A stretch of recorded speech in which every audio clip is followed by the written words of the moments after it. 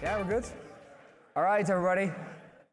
Hello, let's get this show going after this crazy state of Unreal. That was insane, right? It's like, wow, I'm still, seeing it on the big screen for the first time. Amazing.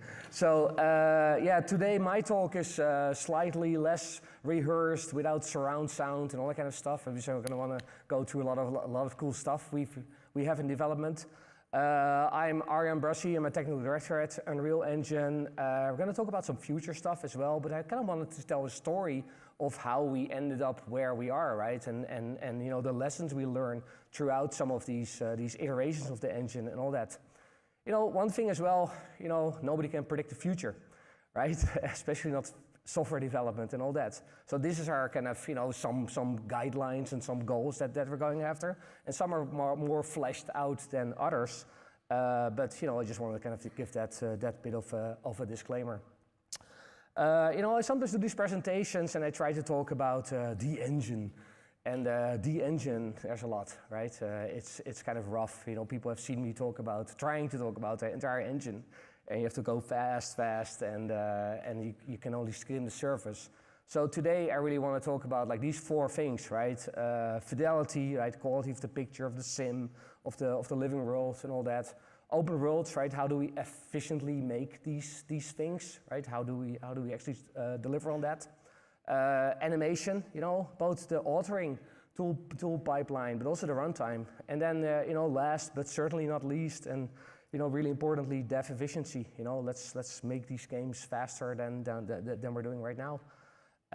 So yeah, start with fidelity, right? And that journey of where we came from, really started with this like old tech demo back in 2020 already, where where really this goal of us was that, looking at all this UE4 work where people were doing custom LODs, a lot of work to kind of bake the lighting, all that kind of stuff. But take more of this approach of like, well, it just works, right? Can we just get a mesh up there, like insane fidelity, and just make it render without having to create lots and all that? Like have lighting that just works, right? That bounces, looks good, etc. Also, without baking, without all that kind of stuff.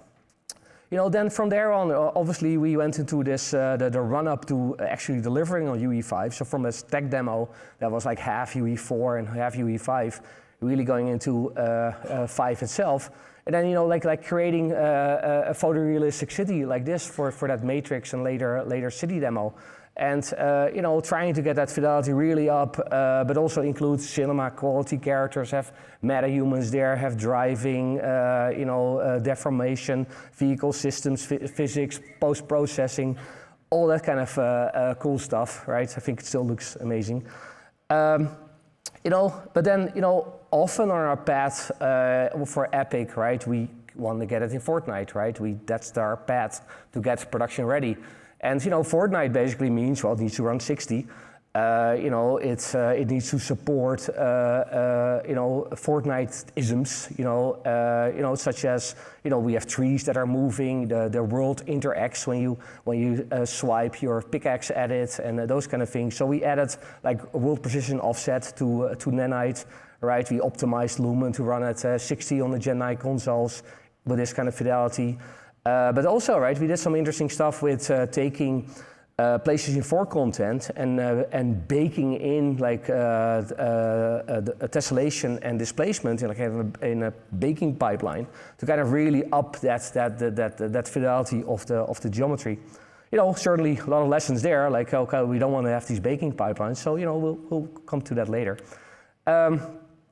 And then we worked on this demo, and this is kind of the culmination of like the learnings we had from that city demo, where that city demo had like a Houdini PCG type pipeline, and we're like, well, you want to make it inside the editor, like what you see, what you get, right? Really, you don't want to touch individual objects anymore, and make that creation workflow much faster.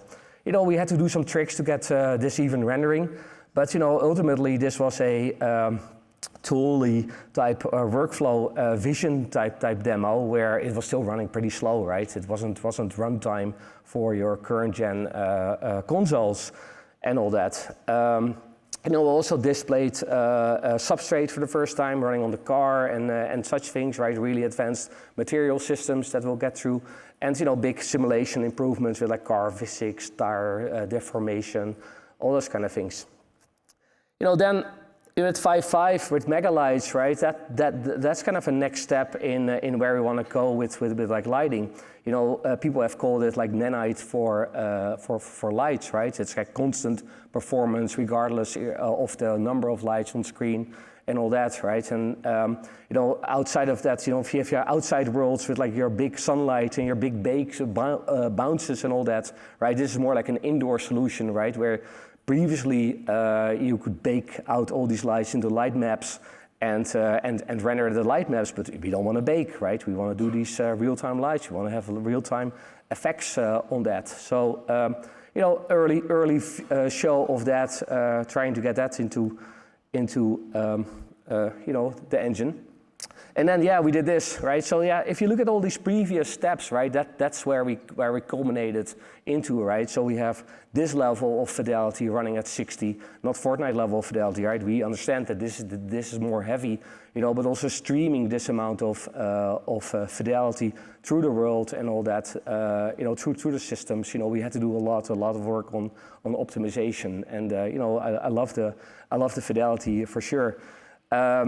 But yeah, a lot of things we did here, right? Lumen quality and performance, the kind of getting the lumen at the feature set that we had for that Matrix demo, but now running at 60, right? So over that time, we built it like 2 times faster now, right? So that's huge.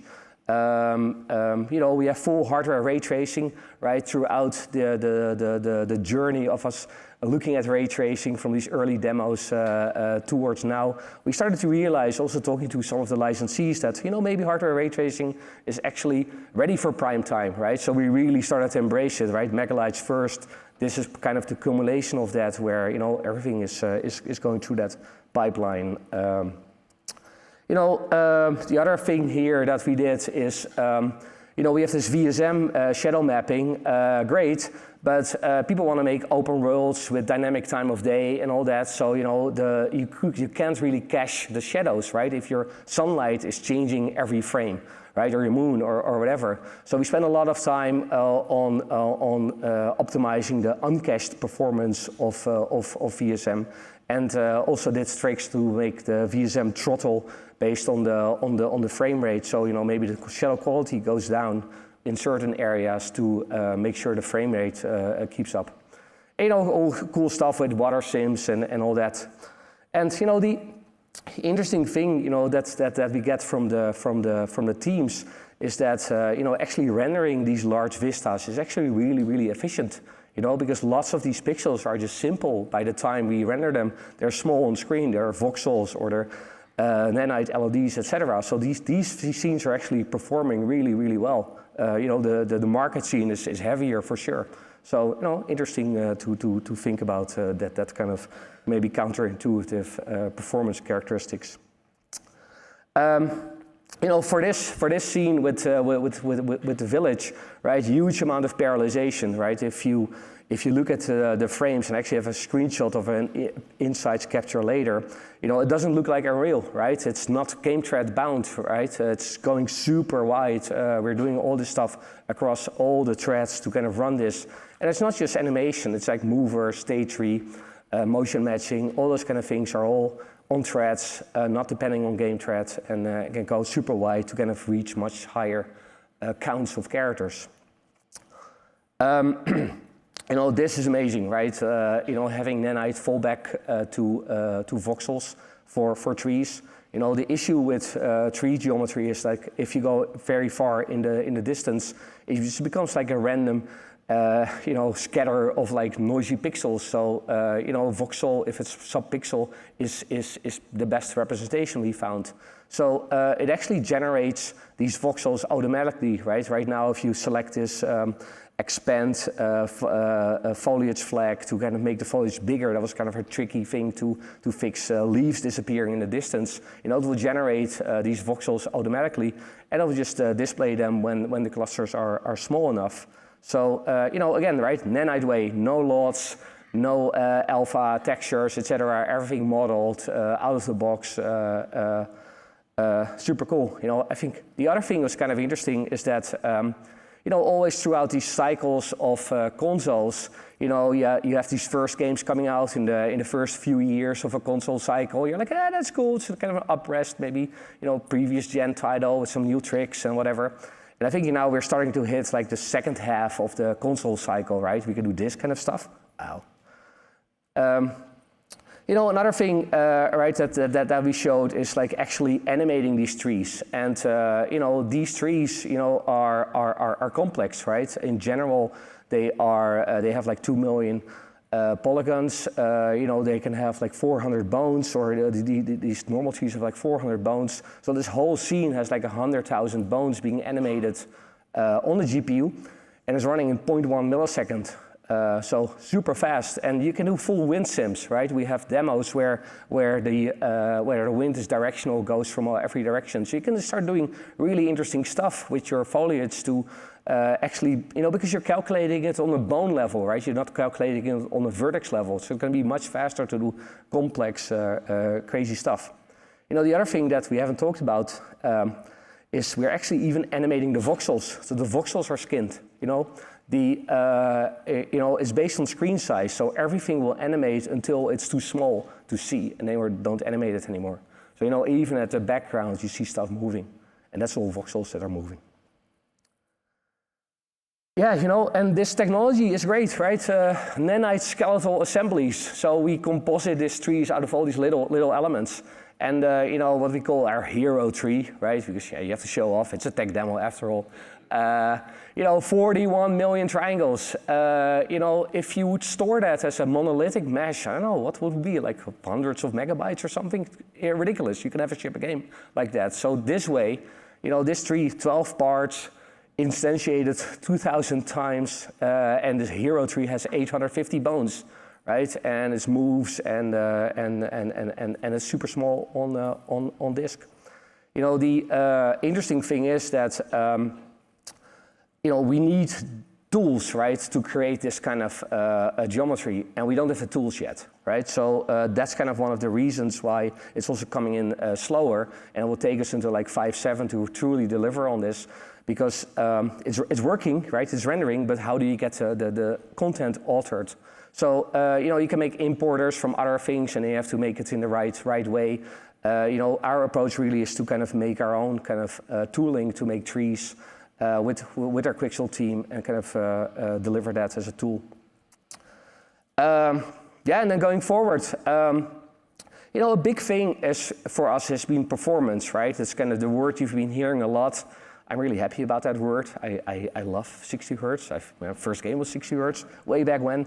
But we actually have an initiative at Epic which you call performance or 60 hertz by default, right? So we want to make sure that everything out of the box is able to run at 60 hertz, right? So it's defaults, it's better templates, it's optimizing the code, it's shipping new best practices for folks, but also making a new sample, like not a demo, a sample that can actually ship to you that runs at 60 hertz on all the platforms and such. You know, more things, nanite, right, for characters, right? You know, characters like MetaHumans have deformation, right? Have transparent things like eyes and such things. So that's on the dock for like future releases, probably next year. You know, getting megalites over the finish line, right? We hear people are having good success with megalites already. But you know, we don't think it's ready for production yet. You know, which means, you know, don't ship on like 5.6 with megalites, because you're in for maybe some painful performance tuning and all that. But you know, we hope to get there maybe by next year. And you know, if you can update to that version, you can ship with megalites.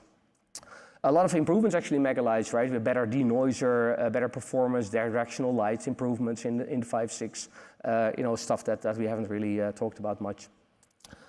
Substrate is also planning to go into production ready by the end of the year. That's our aim. You know, the goal for us really is to ship Fortnite using Substrate on all platforms without any performance degradation, right? That's key, right? You know, we can't have Fortnite suddenly run slower. So, you know, that's our big challenge right now. We're getting close, so, you know, that's kind of will bring it into production ready. So that's exciting, which means that if you're working on games now and you have a couple of updates of Unreal to go still, start using Substrate, right? Start looking at it. I think it's next fidelity of materials for sure. And then, you know, last but not least, right, making these worlds feel more alive with simulation, right? Simulation, both Chaos and Niagara. Chaos, right, a lot of work going into Chaos, right? Not just performance optimization and tooling, right? Better debugging, you know, a lot of work there. But also, right, going forward, looking at memory usage and such things to kind of make it fit in memory better. You know, Niagara, right? We have like two tracks, right? One is the stateless emitters, right? Really trying to get much more emitters on screen, right? Almost kind of analytically defining particles instead of like having the state stored, etc. So you can have, you know, much more particles. But the other thing is like heterogeneous volumes, right? 3D textures that are animating, pre-calculated. Super awesome stuff. We're actually doing that in Fortnite right now, shipping it on consoles. So, you know, this is becoming real-time able, so also cool. You know, going into creating large open worlds, you know, it's kind of interesting, right? We've made our first open world demo in 2014. And it was kind of hacky, right? We did a lot of custom tricks to kind of load things and all that, right? Later we created like a thing called world composition. We did like a world origin rebasing to make these worlds work well. It still kind of looks cool, right? But we were quite aware that we had to improve that tooling to make it a lot better for people wanting to do those kind of things. So with the Valley of the Ancient demo, we really kind of started to deliver on like, okay, well, how do we make these worlds, right? How can we take these Quixel assets, composite the world, layer things on top of each other, kind of figure out like, yeah, maybe some of these workflows are not great yet. But yeah, we have world partition streaming in this demo. We have like data layers to turn on and off things, so that's a big step in kind of learning how to use those things. With open world or with city sample, that was Houdini created, right? So we had fast point cloud importers, but it's kind of a weird workflow if you're working on like Houdini that doesn't look anywhere near your final result, and that lack of WYSIWYG is just obviously ripe for changing. A lot of other things happening here, like streaming solutions faster, mass entities, you have a big world, things in there happening. So we built this new entity system to kind of simulate all that, and that was cool because we keep working on that going forward. Electric Dreams is that PCG system, right? This culmination of the PCG thing. This took a bunch of years to get to, and it's really interesting to see the building kind of smarter logic, right? Trees can fall over by even the PCG can do a raycast and figure out like, hey, well, how is the tree gonna fall and change and all that. But it's critical, making these kind of worlds. If you start talking about 20 kilometers, 100 kilometers, whatever, you cannot touch individual objects anymore in the large part of the world. So PCG has been a big thing that we also used for Lego Fortnite. And we haven't really talked about that much, but that was actually a kind of seminal thing for us, where we're actually running the open world toolchain, world partition, data layers, PCG, everything on all these platforms, right? This is like a 20 by 20 kilometer world, runs on mobile, Switch, and all that. It fits in memory, right? We had to do things like PCG generation of some of these objects, or placement of the objects. All the objects in the world are like mass entities, and the moment you start interacting with them, we hydrate them into full actor component type things. And that's a way to really compress down the memory and be able to make these super large worlds on a low-end platform. Also stuff like calculating nav meshes and all that, right? You cannot store nav meshes on this kind of sized world even. So yeah, 5.6. Obviously, right, we already shown some of this stuff, a huge amount of performance improvements. We've been hacking away at trying to get streaming performance up and running. A lot of changes went in there, and we are like 90% faster with this thing called like fast geometry streaming plugin. It kind of takes all the simple geometry out of your world and puts it in a different system that can stream asynchronously and really fast. The other thing that we did there is improve the physics performance. So, going through the world and adding things to the physics world, can now go async and much faster. Other thing, not in this video, but the PCG system now runs on the GPU, and it's also kind of an interesting view because PCG can run every part of the pipeline, right? You can import things, you can bake it, you can do it in the editor, you can bake it out, you can do it on load, but you can also do it at runtime on the CPU or runtime on the GPU. It's kind of a way to almost compress things, right?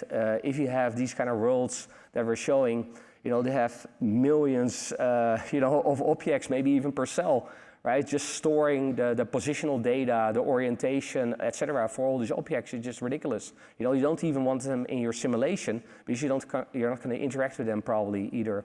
So, you know, some of these things are living exclusively at runtime or even exclusively on the GPU. So, you know, they're not even have a CPU representation.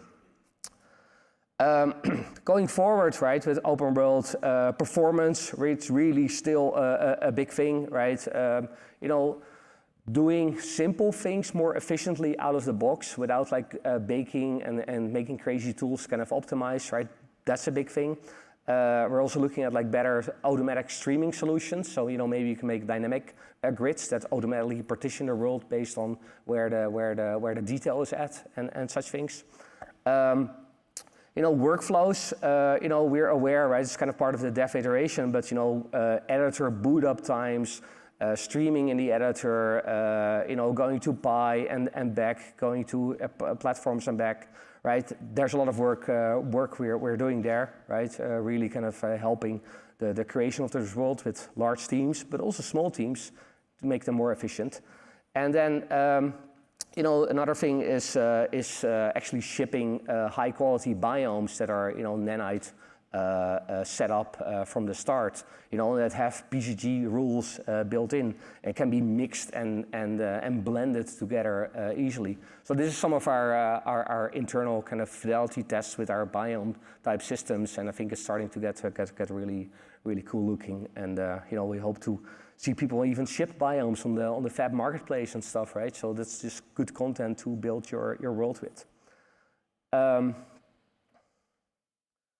Then you know, higher character counts. Well, we showed in the demo already like a lot of work on animation system, but also the mass entity systems. You know, to make like LLD type levels of gameplay maybe more easier to create, but also run at performance and hopefully give some more guidance in like how to do that hydration type step if you want to go to upfront fidelity.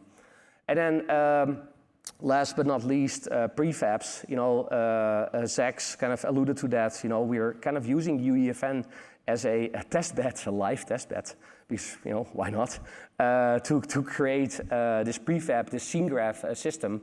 And it's kind of the future, how we see this kind of stuff work, right, for UE. So, you know, UE6 will be kind of the combination of UEFN and UE5 type things, and scene graph will be like a prime way how to do these things. You know, there's big challenges there, right? The challenges are like, how do we get from an actor component model to this new kind of composition type entity model with scene graph? So, you know, there's work there, right? We aim to have UE5 to UE6 be a upgrade like UE4 to UE5, right? Not you know, complete rewrite and all that. So there's big challenges there, and we're testing it in the UEFN land right now. Yeah, and then the really exciting thing is we're working on a new terrain system. So this is a fully 3D polygon, not voxel, terrain system where you can composite 3D meshes together, you know, blend them, deform them, etc., and it will be automatically baked out into optimized, partitioned, you know, setup for world partition cells and all that. And you know, working on making this even run on platforms that don't do nanite, so bake it out to meshes. So really early, right? Sneak peek. It will take some time. Hopefully by 5.7 we'll show a first thing in the actual engine and in a demo. So yeah, going on to animation. You know, animation is really big, right? You go from altering and making the rigs and retargeting runtime and all that, to making, you know, cutscenes and sequences, to actually running it as runtime.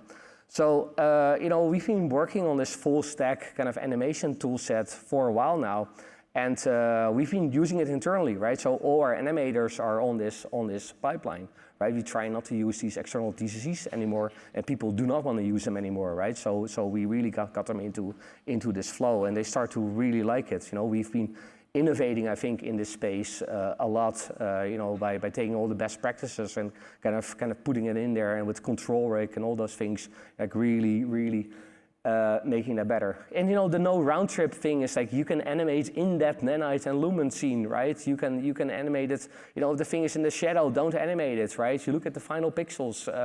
It's really cool. 5.6 really making everything better, right? The team went through everything. We have version 2s or improved versions of like tweening, motion trails, a lot of things. In that pipeline, and also kind of animating with physics. You've seen the things of like, well, you can have dangly bits on stuff. Okay, cool. The other thing is you can now if you move a arm or something, it does collision, right? So it knows how to react to like the internal mesh and skeleton and all that. So that helps, right? Making animation quickly. And then, going forward, a lot of quality of life.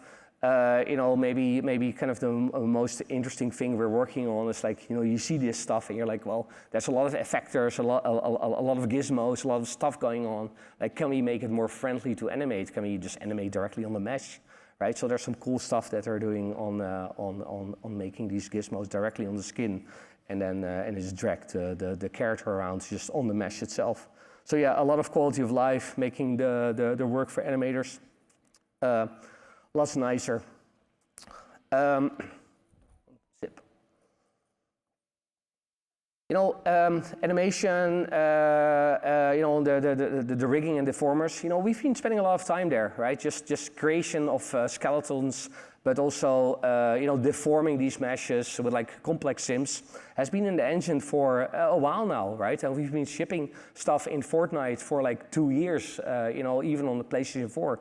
This stuff is uses ML to, make this model out of this sample animation set that can then be run in runtime super fast, like way faster than you can actually evaluate the animation even. So, this is quite viable technology, right? You can use it in your games. You can do this kind of crazy stuff. It works on cloth, muscle, flesh. We have stuff like sliding fat over bones and how muscles interact with it. It's super complex, but very fast. So with 5.6 again, right, we have this procedural physics. We now can sculpt blend shapes directly in UE. So that's another kind of tool. Like, how can we actually, do all this stuff right there? But also now, thinking about like, can we export this skeletal mesh animation and bake out as geometry into a external tool, right? So you can store it and open it in another tool and continue working there if you would so prefer. Going into future, the goal is to allow even sculpting per shot, right? And now you're hitting like movie quality type pipelines where every mesh has a different deformation even per shot, right? So we want to be able to do that, to really kind of fix up things if you need to on a per shot basis. And maybe last but not least, a lot of kind of interest and talk about doing better stylization.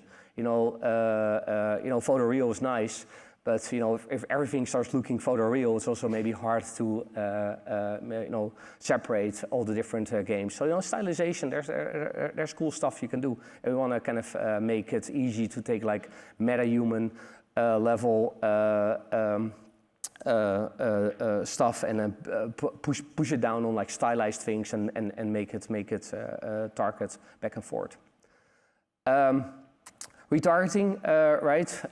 Really critical, right? You can retarget animation over different skeletons, different sized or different organized skeletons. It can run in editor, but it can also run in runtime, right? So for small people, you can actually retarget it there, right? And there's some really good stuff. You don't have to bake it out into animations in the editor. With 5.6, we have a bunch of new editor work with like a better operation stack, so you can see how the deformation or the retargeting kind of works in order, but also improvements to handle different sized and proportioned characters that are dealing with props. So by scaling the source motion, we can keep the props kind of aligned to differently scaled characters.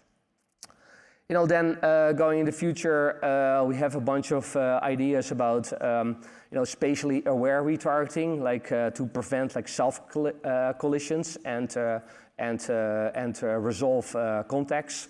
The spatial retargeting, like transfer from like one character to the other, transfer from MetaHuman to a stylized character and such things. And then thinking about like using ML to actually correct poses after the fact, right? So if you retarget it, do another pass on it to kind of fix the issues that might have popped up at runtime. Sequencer has been it's become our main kind of UE timeline tool, right? So anything that has a timeline in a real kind of use Sequencer. And Sequencer became really unwieldy and complex and rough to use. So over the past bunch of releases, we've been working on making Sequencer much more usable and making like different views of things to make it easier to handle. With 5.6, a bunch of cool experimental stuff, right? Like the seamless stitching kind of stuff to kind of go from gameplay into the cutscenes, where we actually use the motion matching data, like the pose and trajectory type stuff, to seamlessly blend into the animation, the cutscene animation. That's super cool. We have like relative scaling for audio. That means if you have localized dialogues with like different lengths of the samples, right, you can have the sequence adjust to that. A gameplay camera interaction system where we kind of have more procedural camera that can frame the scene, per what's actually on screen, right? If you have a different size character, if more characters on the screen, or you're in a different location, like have the camera kind of respond to that. And then general like navigation and tooling to handle like complex cutscenes and make that more easy to navigate. Going in the future, Sequencer is really on the path to become like a kind of dynamic cutscene tool, right? Where we want to have cutscenes that are not completely baked out, but are responding to the world, but even can start to do branching and dialogue type support. So that's our trajectory, and we're slowly working towards that. So that's going to be really exciting. I think generally, keep working on like simplification, looking at these pipelines and making them easier to use, simplified timelines and such. And then, last but not least, maybe performance, right? Some of these sequences are becoming really big, right? There's a lot of data, a lot of UI on screen, and all that, making that easier and faster to do. Runtime, we've done a lot of stuff here, right? We took a couple of versions to get motion matching out of the door, but I think, with the game animation sample that we've released in like 5.4, really showcase great best practices, and I think, that animation is there for you to test the system with and see like, well, is this the system that I want to use for my characters? And then maybe, you can inject your own animation and build your own motion matching library for your game, but a lot of stuff there as well to have to do with debugging, right? Now a system will determine which animation to pick, so you want to introspect why it's picked that animation, or maybe you have to inject another animation in that state, so it can actually pick that, or even the choosers have more control over the animations it picks based on what your gameplay wants, right? Is the character hurt? Is it like those kind of things? So yeah, then with 5.6. This is actually an insights capture of the demo. We go super wide with our new animation framework. This is basically 300 NPCs, 800 skeletal meshes, animating over 52 milliseconds and 12 threads. So this does not look like Unreal of the past. So yeah, we know. We've been working on it. So really exciting. Also exciting that the game actually says wait for the game thread says wait for tasks. So the game thread's not doing anything. It's waiting. So exciting. It's experimental, right? We're super excited about this, but very, very experimental. It will take some time for this to be ready. The worst case is a couple of years. we need to make all this tooling work. We need to learn from what we actually, or we have to take the learnings from this effort and build it back and say like, okay, well, what can we do better to make this pipeline more easy to use? So it's cool to see where we're going, but be careful. Maybe you can play around with it, make a little prototype, see if it works. Maybe it works better, but there's a lot of work to do in tooling and all that going forward. But yeah, this doesn't use animation blueprints anymore, right? This is just a completely new system, completely.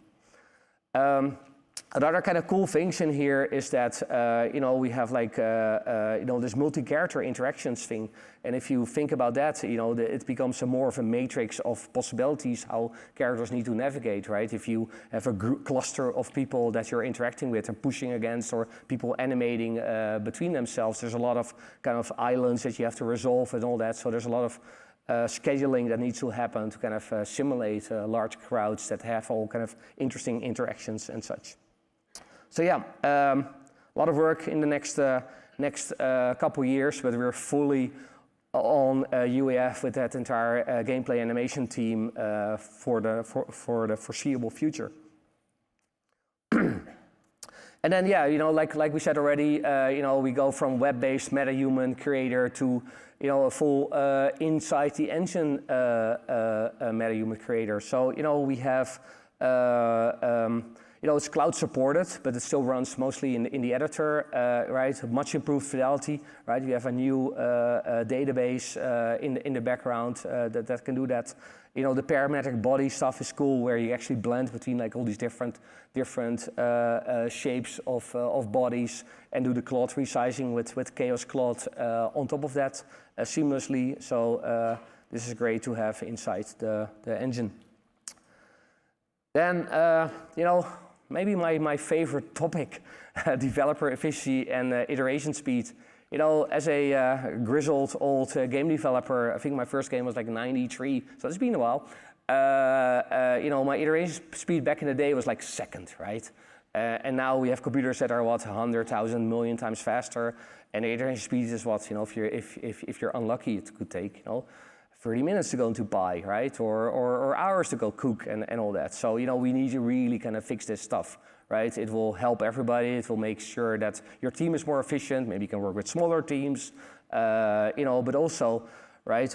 Iterating faster means better chance to hit better quality, right? If you can iterate 10 times in a day or in an hour versus, a few times in a day, then, what will deliver better quality. So we actually have a lot of systems in this place, and I kind of want to give you a bit of an overview of some of these systems because they all kind of play together. You can use them individually, and that's fine. And some of you have like existing systems and you plug in the right thing. But if you're starting new or you're not super confident, you don't have a big build pipeline team, whatever, then look at using all the things. Right, so Horde is really kind of the key part that organizes all of it. So it's not just a CI/CD system, but it will show like build health, spit out analytics, ingest into Unreal Game Sync, manage distributed build machine farms, do remote execution on consoles and devices and such things. Right, really kind of the orchestrator of all the things. Then the other thing is called Zen. So Zen, right, started out as the word came from we just want things to be working without pain, right? It would just work, right? Be Zen. The overall goal there is really to not build or cook or sync anything that's already been done by somebody on the network. So a lot of systems in place there, right? We have the Zen loader where we optimize the loading, right? Loading into the map, starting into the editor, loading the things that you have to cook, all that, right? A lot of improvements to like unifying async and synchronous loaders and such. We've seen like 30-40% improvements in our load times with Zen loader. Zen server, a lot of components there as well. Maybe, right, we started with like having DCCs on file shares. That worked well if you're all in the same office, and then COVID happened and people are at home and how do we sync these things? So we spent a lot of time like, well, can we make it into a cloud kind of DDC? Can we share these things? Can we replicate it over different sites and all that? But really kind of getting out of this file share work. But yeah, recently what's really cool, what we're doing, is we're using Zen Server as kind of a file system abstraction. Windows file system is terrible, right? Well, you have virus scanners looking over it. Your IT has enabled stuff that you can't even turn off, right? It makes everything slow, like journaling, all that kind of stuff. So now what we do with Zen, we just read and write into Zen Server constantly. So we not hit the file system anymore, and we write it back lazily async to the file system. So that makes a lot of things really, really faster, right? And you have to kind of think about it. If you don't run Zen Server yet, you should probably start doing that. On your build machines and on your clients, etc. Right? It's just this process that you run that the editor and our cookers will communicate with. So yeah, the Zen cooked output store is actually using that as well, right? So you're cooking things, you're maybe cooking it over multiple processes, etc. Don't store it into the file system directly, but store it into Zen, and then the next thing that needs it can read it out of memory again, right? So it's much faster. The cooked snapshots is basically being able to synchronize cooked stuff between machines, right? Between build machines and dev machines and all that. In kind of a delta transfer, which also make that a lot faster. Then with 5.6, really happy to show that we now have Zen target platform streaming, and that's been a big thing, right? Unreal honestly was great at working in Pi, but working on device and on platform is painful, right? We know, all your designers are probably just in Pi all the time, and trying to drag them into an actual on device, on console pipeline was always hard. So we've been actually spending a lot of time there. So we now stream directly from the editor to the target platform over the network, right? Some of these dev kits have like super fast network connections. Mobile devices have USB 3.2 type support, so that's also really fast. So instead of like taking 26 minutes or something to kind of get it on the target platform, right? Cooking, packaging, copying over, booting, all that kind of stuff. It's now a lot faster. A minute. That's much nicer. It should be seconds, but hey, we're working on it, so we'll get there hopefully. The other thing, Unreal Build Accelerator. So if you're not using that, you should probably start looking into that as well. Really next level compilation speed.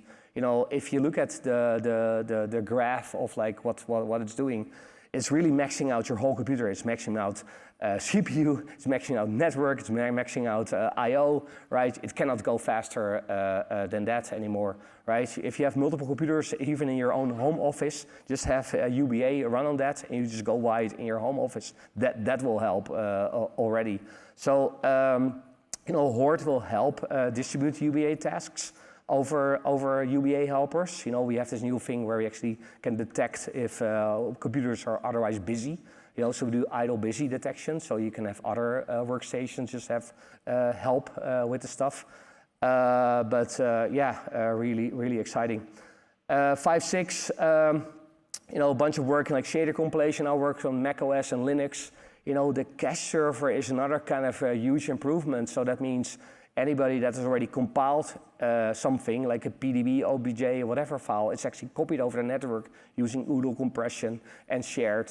Hearing some of our developers, in the past it was like, well, let's sync in the morning, build, and now I'll have a coffee or have breakfast, come back, hey, maybe it's ready compilation with compiling, and now you just like sync, build, done, right? It's like sometimes the whole I've seen people compile the entirety of Fortnite and UE in like under a minute, right? It's crazy. So really good stuff. Yeah, then on cooking. So, cooking has always been a problem. It always took a long time, right? Especially if you're on the final stretch, you want to make this demo run on a console, or you want to ship your game, right? At the end of the pipeline, it's very slow. We've introduced multi-process cooking, right? You can't use all the threads, but we go like 4 or 5 threads based on memory. It helps a lot already. It brings the time back. In Fortnite, brought it back from like 2.5 hours to like 1.5 hours or something. But really, right, our next goal is to hit incremental cooking. So now, actually, this works together with the Zen thing again, right? So Zen has a far better understanding of the dependencies of all the files in Unreal, right? And we can actually query that and figure out like, hey, well, what do we need to cook if you change a certain aspect of it, right? You can change a config file or a blueprint or code or whatever, and kind of only cook what's needed, right? And that's a huge thing.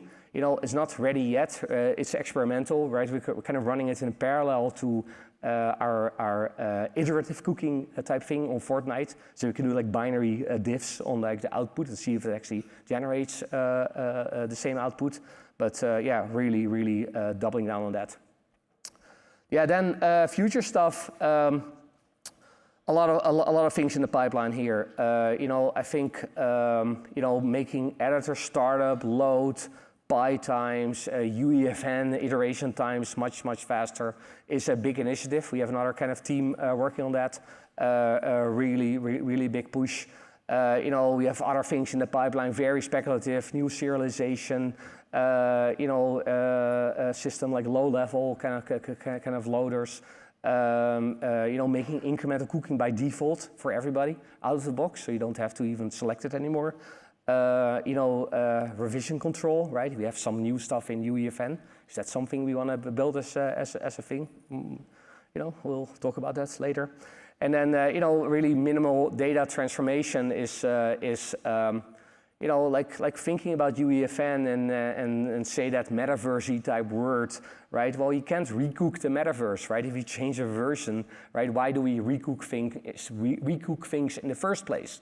A JPEG from 20 years ago is still loading, so why could an asset in Unreal not be still loading by that time without having crazy versioning of everything? So there's work to do there, but we have ambitions in that space. So yeah, that was it. Still a lot to cover. We have a roadmap online, and it actually shows all the 5.6 stuff. Always good to take a peek.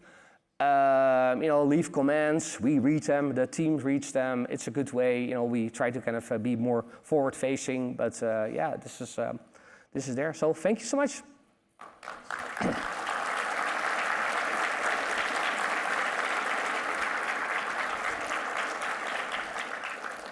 How are we on time? I have 2 minutes, so I can have like one question or something, or two. Only one question? No, yeah. Anybody? I'll be.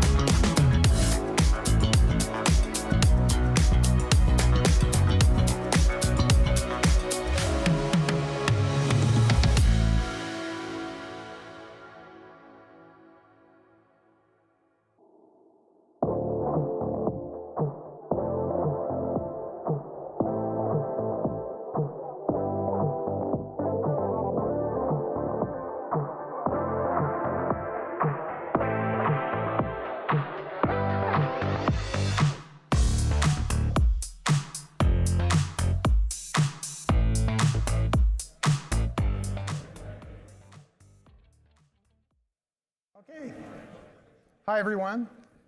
Thanks for joining the Streaming Improvements for Dense World presentation. I'm Richard Malo, Principal Engine Programmer at Epic Games. And I'm Jarosław Rudzki. I am Cortec Engineer at CD Projekt Red. Before we will continue, I would like to give a special thanks to Sebastian Lucier and Ben Ziegler from Epic Games, who also contributed to this initiative. We have quite a big agenda today. We have quite a lot to go through. We'll start with short streaming overview, and then we will go through all the changes, starting with mutators, cell transformers, new hash sets, and new features that allowed us to get much better results, like async physics state creation, the unified streaming budget, to finish the whole presentation with fast geo and simplified mesh and texture streaming that are new development and experimental. But to start with explanation that we work together because there is no better way to build new things and push boundaries than working on something that tries to do things that we weren't been able to achieve before. At CDPR, we partner up with our friends at Epic with ambitious goal of building the tech demo that will showcase the Unreal Engine running open world experiences at 60 FPS on current gen consoles. And today with Richard, I will be very happy to present all the streaming improvement that allowed us to make that happen. Okay, so before diving into the streaming improvements, let's begin with a quick overview of how the world partition streaming generation process works. So the process is designed to break down large worlds containing vast numbers of actors and sublevels into efficiently streamable cells. The process runs both during map cooking and whenever Pi is launched, so it must be efficient. And since world partition uses levels as containers for actors and relies on level streaming to load and unload them, the process needs to generate levels. So it takes as input, of course, the world partition setup, including the grid setup, and a subset of the actor's information, such as the actor's streaming bounds, runtime grid, specially loaded flag, and runtime data layers. This information is accessible through the asset registry and is updated each time an actor is saved. So we call this information the world partition actor descriptor. So when launching Pi or cooking a partition map, the streaming generation process starts by building a list of all the world partition actor descriptors of the world. It then performs a validation pass to detect, report, and correct all the errors and ensuring the content is valid for the partitioning phase. And then the runtime hash handles partitioning using the world partition setup and the provided actor descriptors. It will then create the necessary world partition cells and distribute the actor descriptors in the generated cells. And then a level will be created for each cell. Actors will be loaded and moved into the level. And when cooking, the level package will be saved, and in Pi, the level will be transient and only be created when its cell needs to be loaded. So with that introduction, we need to first discuss what we want from the streaming as a developers in the first place. The streaming has to be flexible because we all have different use cases. But in all, we strive for memory optimization, and it has to be performant. So we can ensure that the players can move around freely without any distractions as much as possible. The execution has to run within the budget. And the budget we assign for the streaming, it has to be respected in all cases.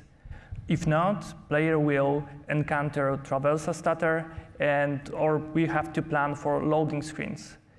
But to achieve it, we have to ensure that we have tools to build with higher granularity and allow iterating on it without breaking what we built before. Worlds that we build are not uniform. They vary in density and vision range. So the streaming has to allow us to maximize the effectiveness of engine in different scenarios.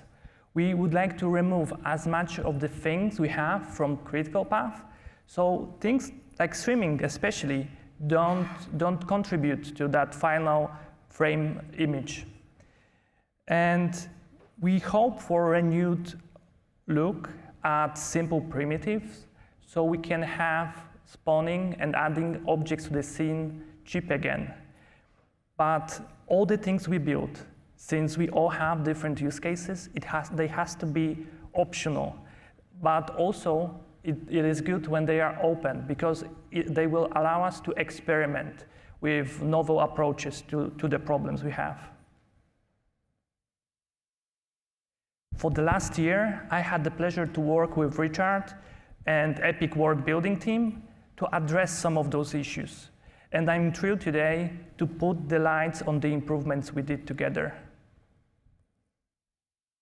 So starting with the 5.4 releases, we started introducing new features aiming to provide users with greater control over the streaming generation process. We added actor descriptor mutators, a new runtime hash set, and runtime cell transformers. So in the pre-partitioning phase of the process, actor descriptor mutators were introduced to enable modification of actor descriptors of the world. They allow to automate tasks that previously would have required a builder, but without having to check out, modify, or submit content. This process is non-destructive and it's code-driven, which makes it much more reliable and robust than manual editing. The mutable properties are the specially loaded flag and the runtime grid, and we plan on supporting other properties to be mutable in future releases. And after the mutation of the actor descriptors, the streaming generation process does a second validation pass, which will again detect, report, and correct any errors that could have been introduced by the mutators. A common use case for actor descriptor mutators is automatically assigning actors to a runtime grid based on criteria such as the actor location, bound, name, actor tags. In fact, any combination of actor descriptor properties can be used here. So for us as game developers, the mutators allow to answer the question of the word composition. At CD Projekt Red, we heavily utilize the folder structure to separate architecture from decoration, vegetation, and so on. With vanilla approach, we would have to do a manual pass to assign proper grids for specific assets. With mutators, we can automate this process. This means we can iterate. We can very easily split existing structure and separate decoration into even more detailed grids, like depending on the size or the draw distance, or whatever comes to mind, and compare the results. So let's see it in action in our Valdrest market. Here we are seeing the full scene with all the details you expect to have when you walk through the street. Right now, we remove decoration layer, and now architecture. The only things that you see are the NPCs and the gameplay elements, like the ladder used by one of the NPCs or the market stand. For all those improvements we are going to discuss today, I will try to get back to this scene where we spawn all our NPCs and we walk through the market. Thanks to mutators, we easily split our world into very detailed grid setup. And thanks to that, we can load fewer primitives at one time. It significantly impacts the memory consumption, but also the performance. When it comes to performance, I will try to showcase it, as mentioned, on our market bit. And here you see the critical path, the update level streaming, and how much time it takes on a CPU to add 2 bits of the level to the scene. With mutators, we increased streaming granularity. This means we split the big chunk we had in the middle of the graph into smaller sections that we stream in different frames.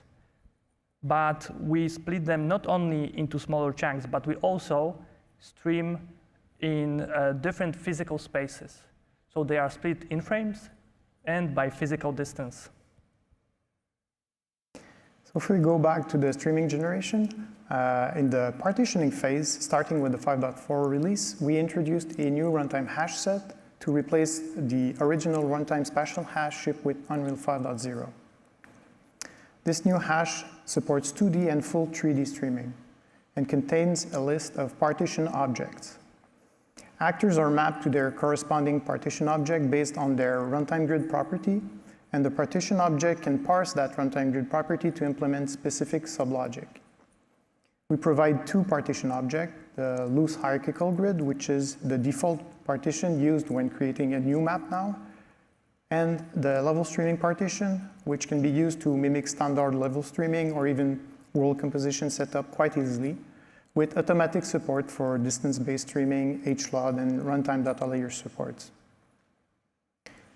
This new hash effectively decouples the partitioning from the common logic, like handling runtime data layers, and makes it easy to write new custom partition object. In case of our demo, you can see it in action in our distance shot. When the camera rises above the landscape, we can stream out all the environment bits that are below us. And then again, in the streaming generation process, in the post-partitioning phase, starting with 5.5 release, the runtime streaming cell transformers were added to allow transforming the generated world partition cells. Again, this is a non-destructive process, and it's data-driven. It can be configured in the world partition setup using a runtime cell transformer stack. So a world partition cell is transformed by each runtime cell transformer as it progresses through the stack. And the runtime cell transformers have limitations. You can modify the world partition cell level's content, like adding, removing, modifying any actor or component part of that cell, or you can even create embedded asset inside that level. But what you can't do is modify the persistent level content or generate new world partition cell, as this is a post-partitioning process. You also cannot create public assets. And with the runtime cell transformer framework, we provide the ISM runtime cell transformer, which automatically transforms static mesh actors into instance static mesh components. And it's also possible to visualize the transformed result using the provided actor coloration mode. And in the transformer settings, you can specify a minimum number of mesh instances required to allow the transformation and define a list of allowed and disallowed actor classes. And this transformer has some limitation. It doesn't support replicated actors. The root component mobility needs to be static, and child actors component are not supported. So we encourage you to experiment with and implement your own runtime cell transformer based on your project-specific needs. But be careful. This is a powerful tool, but it comes with some risks. And no validation is performed by the world partition streaming generation process at this stage. That means it's possible to introduce issues. However, it's important to note that this only affects runtime behavior. So editor content remains unaffected, your source asset and level data are safe. We also recommend adding debugging tools like logging, debug display, anything that will help you understand how the content was affected by the transformer. And to implement your transformer, you simply need to derive from the world partition runtime cell transformer class, override the transform methods, and insert your transformer in the stack. Some ideas of transformer: you could have a transformer that generates optimized collision for your cell, or generate instance actors, or generate an actor using a custom component that already supports instancing. And we are going back to our market scene. We see the results of transformer that converts the static meshes into ISMs. Once again, we see fewer primitives as we merge components together, and we see reduction in memory. While previously we just split the big level into chunks, these times we get real performance savings. Due to fewer components, we have fewer loads, post-loads, spawns, and destroys. And with increased streaming granularity, we just optimize the content we have. So now it's the right time to look into what is so expensive in the process of streaming. With component reduction, due to conversion to ISMs, we minimize the cost of registering those components. What we find instead is that the majority of the cost comes from streaming and creating physical state of the assets. So this is why, starting with the 5.6 release, we implemented asynchronous creation and destruction of the physics state. In addition to the changes made in Chaos to support this, the level streaming, more specifically add to world and remove from world, was also updated to support asynchronous task management. We added incremental pre-register and pre-unregister component phases to handle the asynchronous creation and destruction of the physics state. And the supported components for now are the static mesh component, the ISM component, and the landscape height field collision component. Well, remember, this feature is considered experimental in 5.6, but to enable it, you simply need to turn on these three console variables. And after enabling this feature, we see that the creation of the physics state now runs in a background task. So adding support for asynchronous tasks in the level streaming introduces some latency in add to world and remove from world. While the level streaming is waiting for the asynchronous task to complete, it will not try to process other levels. This means that we're potentially not using the entire game time budget. So we have two options. Either we don't use the whole time budget, which is fine, and wait until the async task completes, or we try to maximize the time budget and start processing other pending levels to be added or removed. So to make the second option possible, we added support for adding and removing multiple levels concurrently. And these are the two console variables to set up. Here we can see that multiple add to world and remove from world calls were initiated within the same game thread time budget, and however, none of them actually completed during that frame. Instead, they each kicked off asynchronous tasks, and most of them will likely finish on the next frame. And we're going back to performance of our market beat. We have made performance optimization on adding and removing bodies from the physical scene, but the main gain comes from moving heavy physical creation and destruction from critical path to the worker thread. This means that as long as you have spare cycles on your worker thread, you're gonna see significant improvement in streaming. Here, a bit different scenario where we load multiple levels in sequence. Without async physical state creation and destructions, those levels are piling up as the streaming is trying to catch up with our movement. With asynchronous physical state creation, the system has a better chance to catch up with movement of our character.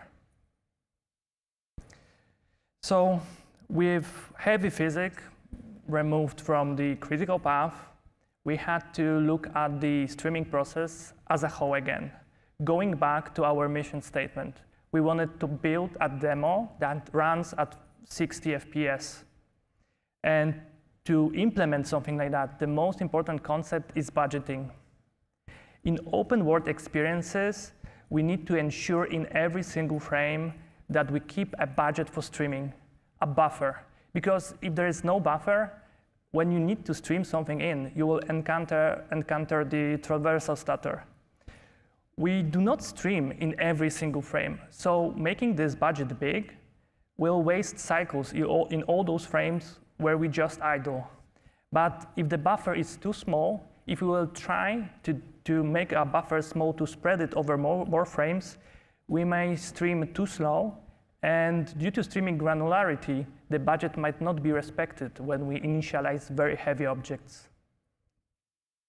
With base implementation, we need to worry about 3 of such budgets. There is one for add to word, there is another for remove from word, and finally, process async loading, as they all might execute, as showcased, in exactly the same single frame.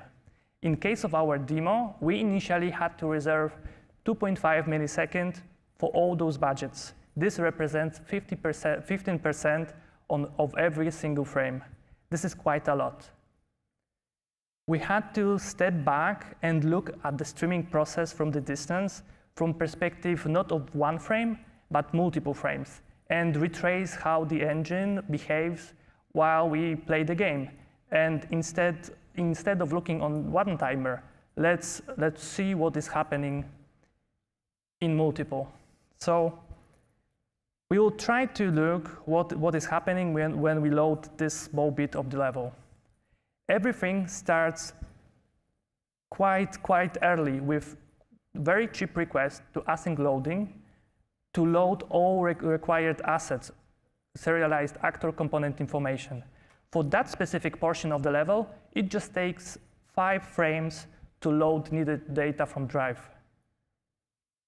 But even as those assets are being loaded, we need to run post-loads that are executed on the game thread. Depending on the asset types, those assets might need to execute post-load functionality or initialize rendering resources. Since we run with very tight budget of just 0.5 milliseconds, it takes 29 frames or around 500 milliseconds to process all that data. And after we'll finish with processing, we start adding loaded actors and components to the world. And once again, with quite tight budget, 1 millisecond, it takes 24 frames, 400 milliseconds to add those elements to the scene. Since there is a small overlap in the middle between those two processes, there is 51 frames of delay between our request and the final update for the scene. The worst part is that in most frames, when we process async loading, we waste all the budget for add to word. And when we are adding to the word, we're wasting all the budget for processing. And for the whole duration of this example, we wasted the whole budget for removal, but we still had to guarantee all 3 of them. We are utilizing just the fraction for the budgets that we had to assign. For that reason, with Ben Ziegler, we have implemented an optional unified streaming budget. We calculate streaming budget as a sum of existing budgets, but we still execute process async loading with guaranteed process async loading budget. Then, we've unified budget left that will measure how much time has passed since we entered this functionality, including process async loading. We will start update level streaming that will now execute add and remove under single time budget. The update level streaming will be longer if we had fewer process async loading than the time allowed, or it will be shorter if async loading went over the budget. And at the end, we check again if the update used all the budget that we assigned to it. And if not, we will try to run process async loading again to prepare next batch of assets to be ready for the next frame. The whole functionality is extremely simple, but with that change, we could actually reduce the budget assigned to the frame from 2.5 to 1.5 milliseconds. And still, we got 40% reduction in streaming response delay. In all the frames, when we don't add or remove from the word, process async loading gets huge boosts because it can use the full budget just for processing.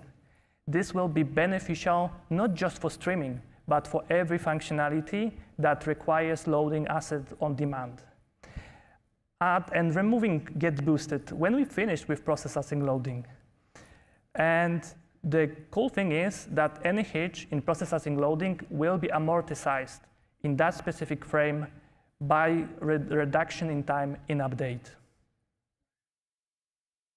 So again, taking a step back and let's look at the performance again, we see that streaming static geometry, such as HLOD actors or even the transform ISM actors, go through the same registration process as more complex game actors like gameplay actors. However, static geometry is much simpler, so it really doesn't need that kind of overhead. So what we should aim for is to remove the static geometry from the regular actor component registration process and stream it outside of the critical path. This should have no impact on the editor workflow and should also preserve full world partition functionality. This fast path should be easy to test in-game and support quick iteration with minimal setup. This is what led to the development of the new experimental fast GeoStreaming plugin. The plugin consists of two key components, the content generation and the runtime streaming of that content. And to generate the fast geo content, this process should first extract the static geometry and convert it into a lightweight non-new object data structure. That content should be stored in the same level as the non-transformed content, as we need both of them to stream at the same time. And the process should be non-destructive and shouldn't require an offline process like a builder to generate the content. This is a perfect use case for runtime cell transformers. This is why FastGeo comes with its own runtime cell transformer. It's configurable through the transformer settings or via code if you want to override the default implementation. Actors can be partially or fully transformed, and the fully transformed actors are simply removed from the level. Note that this transformer doesn't automatically convert static mesh actors into ISM components, but to do so, simply add the provided ISM cell transformer before the FastGeo transformer in the transformer stack, like we see here on the right. As for the runtime streaming of the FastGeo content, the level streaming was modified to allow custom streaming when levels are added or removed. And FastGeo streaming relies on the new asynchronous physics state creation and destruction, so this chaos CVAR needs to be enabled. Several systems were adapted to support decoupling from actors and components, more specifically the rendering, the physics, the world partition HROD subsystem, and the render asset streaming manager. On the rendering side, we built on the work previously started with render proxy decoupling. On the physics side, we decoupled the async physics state creation and destruction from actor components, and we also provided a physics body instance owner interface on the hit result and the overlap result. We also decoupled the HLOD subsystem from HLOD actors. And finally, the render asset streaming manager was also modified to work without primitive components. But this topic will be covered later in the presentation. Here's an overview of how FastGeo runtime streaming works with the level streaming. So when adding a level to the world, FastGeo streaming is notified, finds its FastGeo content inside the level, and starts asynchronous tasks to create the physics and the render state. While these tasks are running, the non-transformed actors and components are registered using the regular registration process. A new delegate was added to allow external systems like FastGeo streaming to monitor their internal tasks and report whether they have completed. And then add to world will combine that result with its own internal state to determine when it has completed. And note that remove from world uses the same pattern. FastGeo currently has some limitations. You can see a full list here, though I won't cover all of them now. However, a few worth mentioning are replicated actors are not supported, as FastGeo doesn't handle replication right now. Blueprint actors with logic are excluded from transformation to avoid potential gameplay issues. Actors referenced by non-transformed or partially transformed actors are also excluded from transformation, as this would break actor references. Oops. And actor components mobility needs to be static.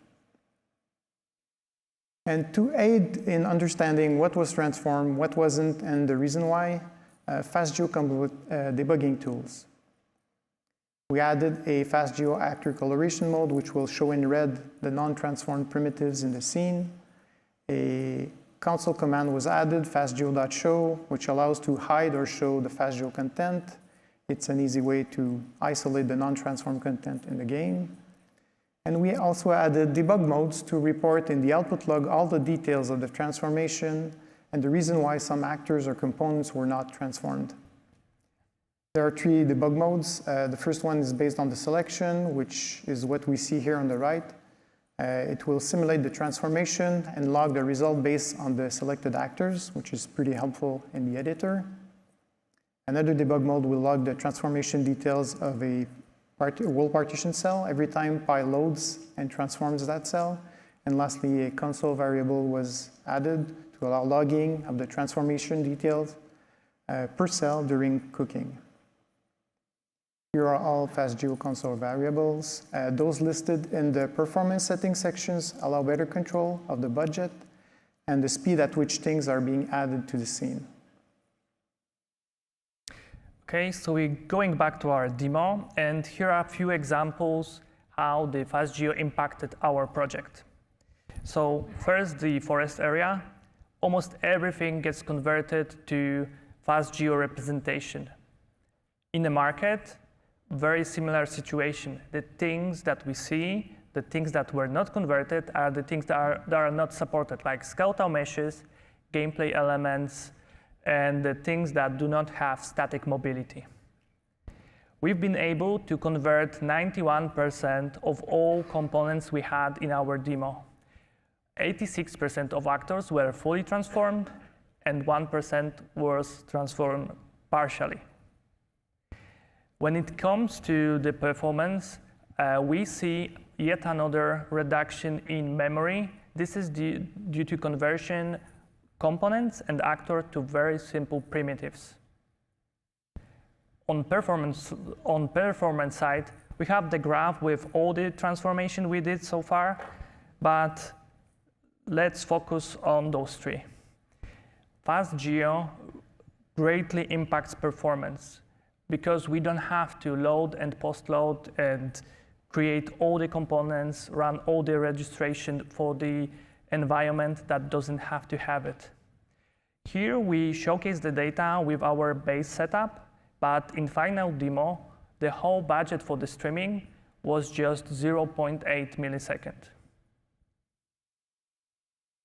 So we also enabled FastGeo in CT sample. Naturally, this project is an ideal candidate as most of the content was already compatible with FastGeo and didn't require any modification. So some interesting numbers here, and we didn't modify the content here. 92% of the components were transformed, 94% of the actors were fully transformed, and 3% were partially transformed. While we don't necessarily expect projects to reach that level of coverage, it still serves as a useful reference for what to expect when enabling this feature in your own project. And then we ran an automated test on PlayStation 5 with the drone flying through the map at its current maximum speed, which is around 215 kilometers per hour. Sorry. And the streaming settings were tuned to minimum values to prevent hitches caused by slow streaming. And these metrics highlight the impact of enabling FastGeo. As expected, we see that add to world and remove from world now take a very small amount of time on the game thread.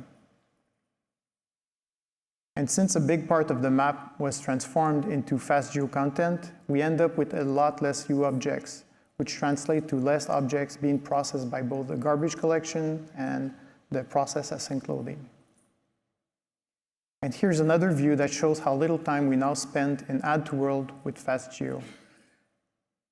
We see similar result with remove from world and for process async loading. And here we see that both the peaks and the duration of the garbage collection were significantly reduced.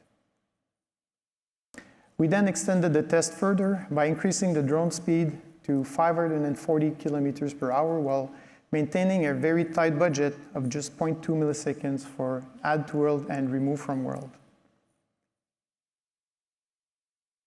In this test, the drone acts as a spherical streaming source and blocks on slow loading. What you see on the left is the result without FastGeo. The game can keep up and pauses while streaming catches up.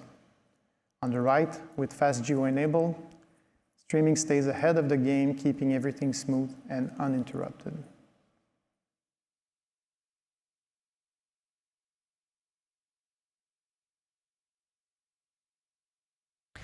So, during my and Richard's work on streaming, budgeting, granularity, we realized that we missed crucial part of the streaming: texture and mesh streaming, or more broadly speaking, streamable render asset streaming. This is legacy system that streams MIP maps and LODs for static and skeletal meshes, not to be confused with virtual textures and Nanite as virtual geometry system. Texture and mesh streaming relies on scene information. It is very CPU-intensive process. Each time we load the level, the system has to extract all the actors from all the levels, and it has to extract all the components from actors, and from components, textures from materials. There is quite a lot nested loops. I will not get into a lot of details here, but just so you understand, for each asset, it has to manage and keep track of the bounds of all components that are using that specific asset to estimate screen space projection of that asset so it can load a so-called wanted MIP with respect to the texture pool size. The costly registration to that process is on our critical path on the game thread. In case of our demo, we are using multi-layered materials, and each material can have over 30 reference textures. We have textures that might be referenced by thousands of components in case of foliage, or they might be referenced by just hundreds in case of our environment and architecture kit. And not every use case can be efficiently supported by virtual textures, but I recommend using them whenever possible. We have to stream MIP maps to efficiently use the high-resolution textures in our games in all the places where they might have impact, but we won't be able to keep them all loaded at all times to the memory. We realize that this is yet another budget that we have to ensure on our critical path. We have to guarantee that the frame rate is smooth when we stream the level. But despite of our hard efforts to tweaking it, we've had very hard time to ensure that it runs with reasonably small budget.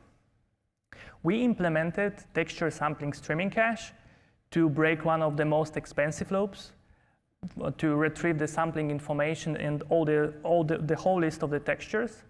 With console variable, you can enable it in your project. And we added parallel processing, but not whole algorithm were susceptible to parallel execution. But even with additional CPU power, we had really hard time to reduce those spikes below 1 millisecond.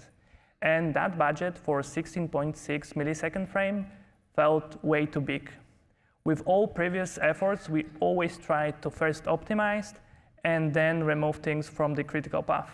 And this system felt like good candidate to rework as well.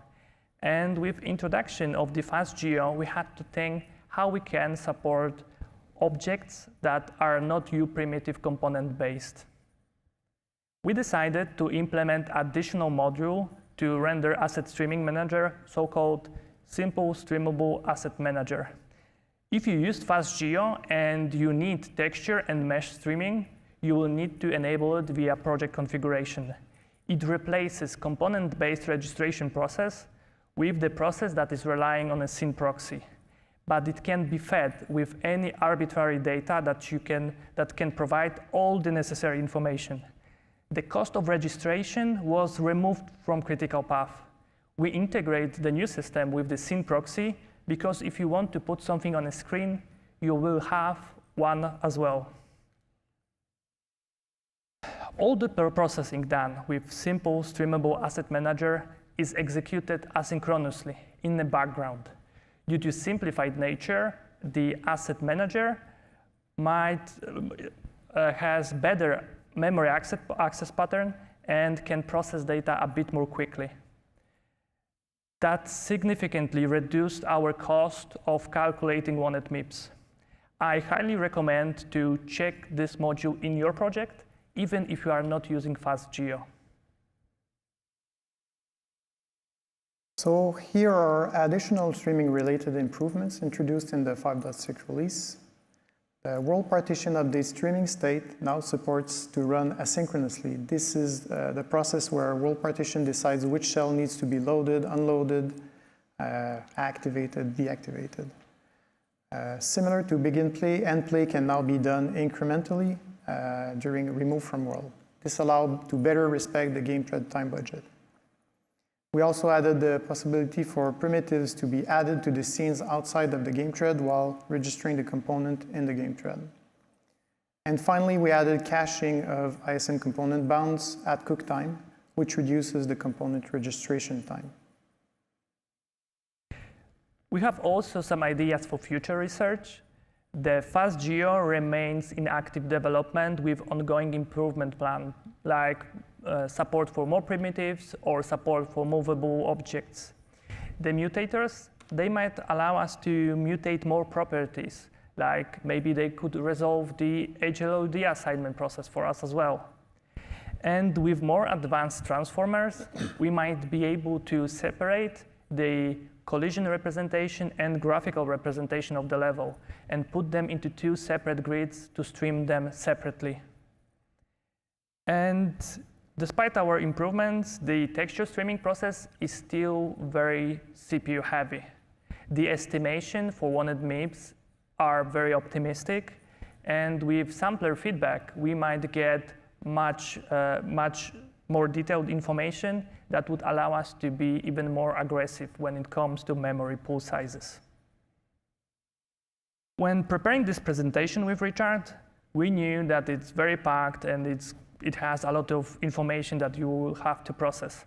So we prepared this one slide that will try to sum up all those bits with one sentence.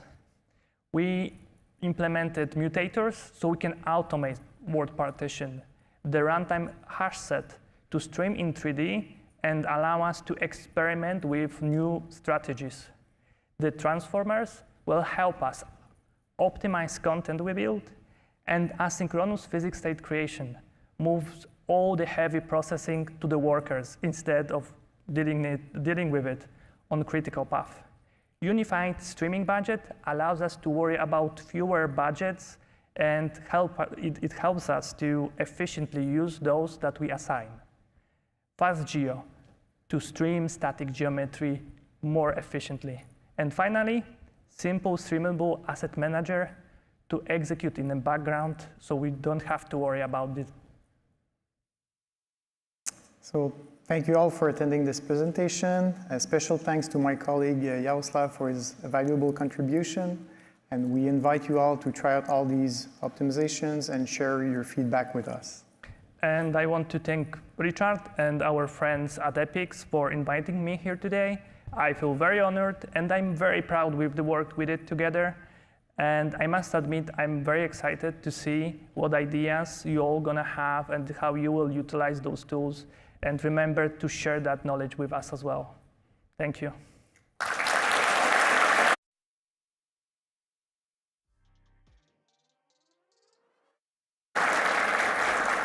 Before we leave, here's a quick link of the world building guide. You can find all the details on the new features coming up in 5.6. And Jaroslav and I will be on the Dev Hub. If you guys want to ask questions related to this presentation, we'll be available just after this. So, thanks again. Thank you.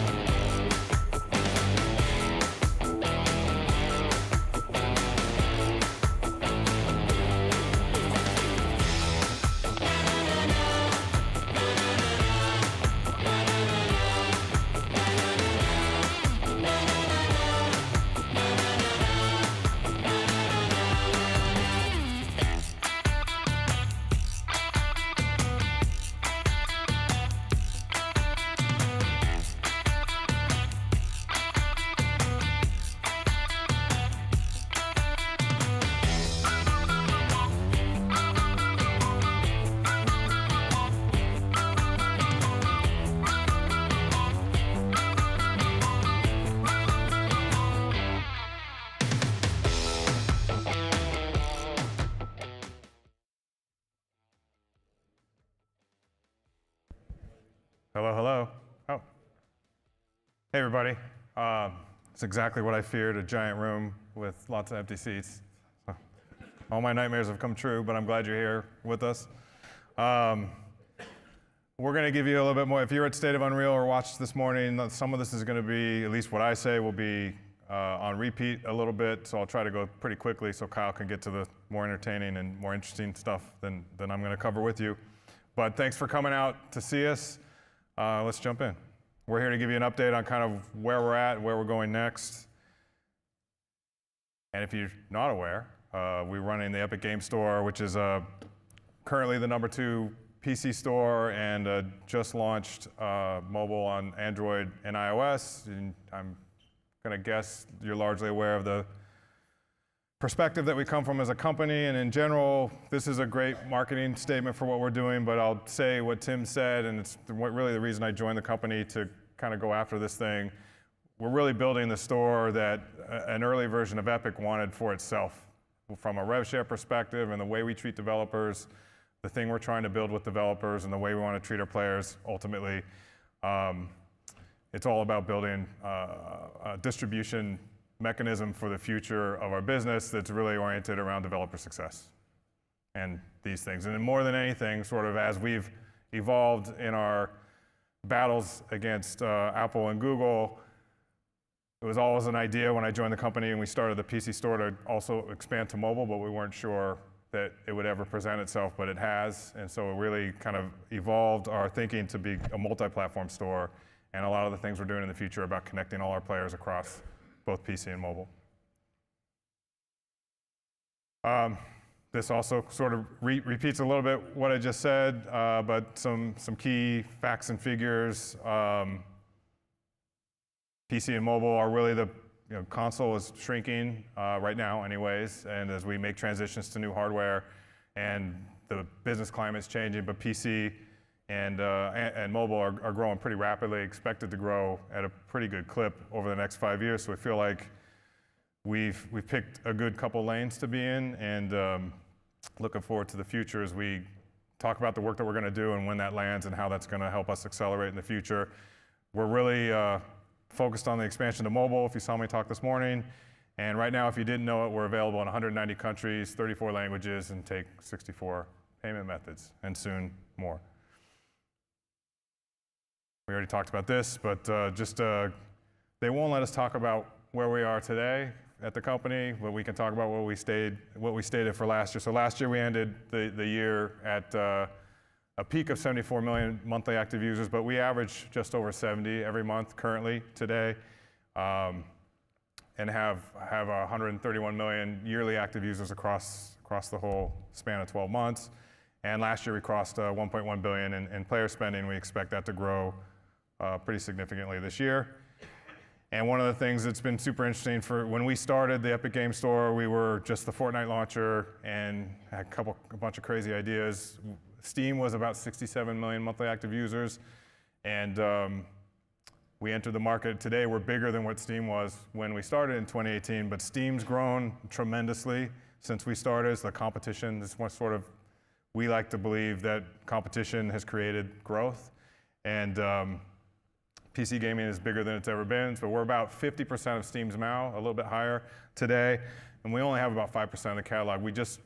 Even though we've been at this for a while, some of our big features that help us grow the catalog, in particular, self-publishing tools, didn't come online until May of 2023, and so we're just starting to see that accelerated catalog growth. Hopefully next year we'll be talking about a number that's much higher than 5%, but they also take a ton of titles per year, so we're just kind of going up the curve together.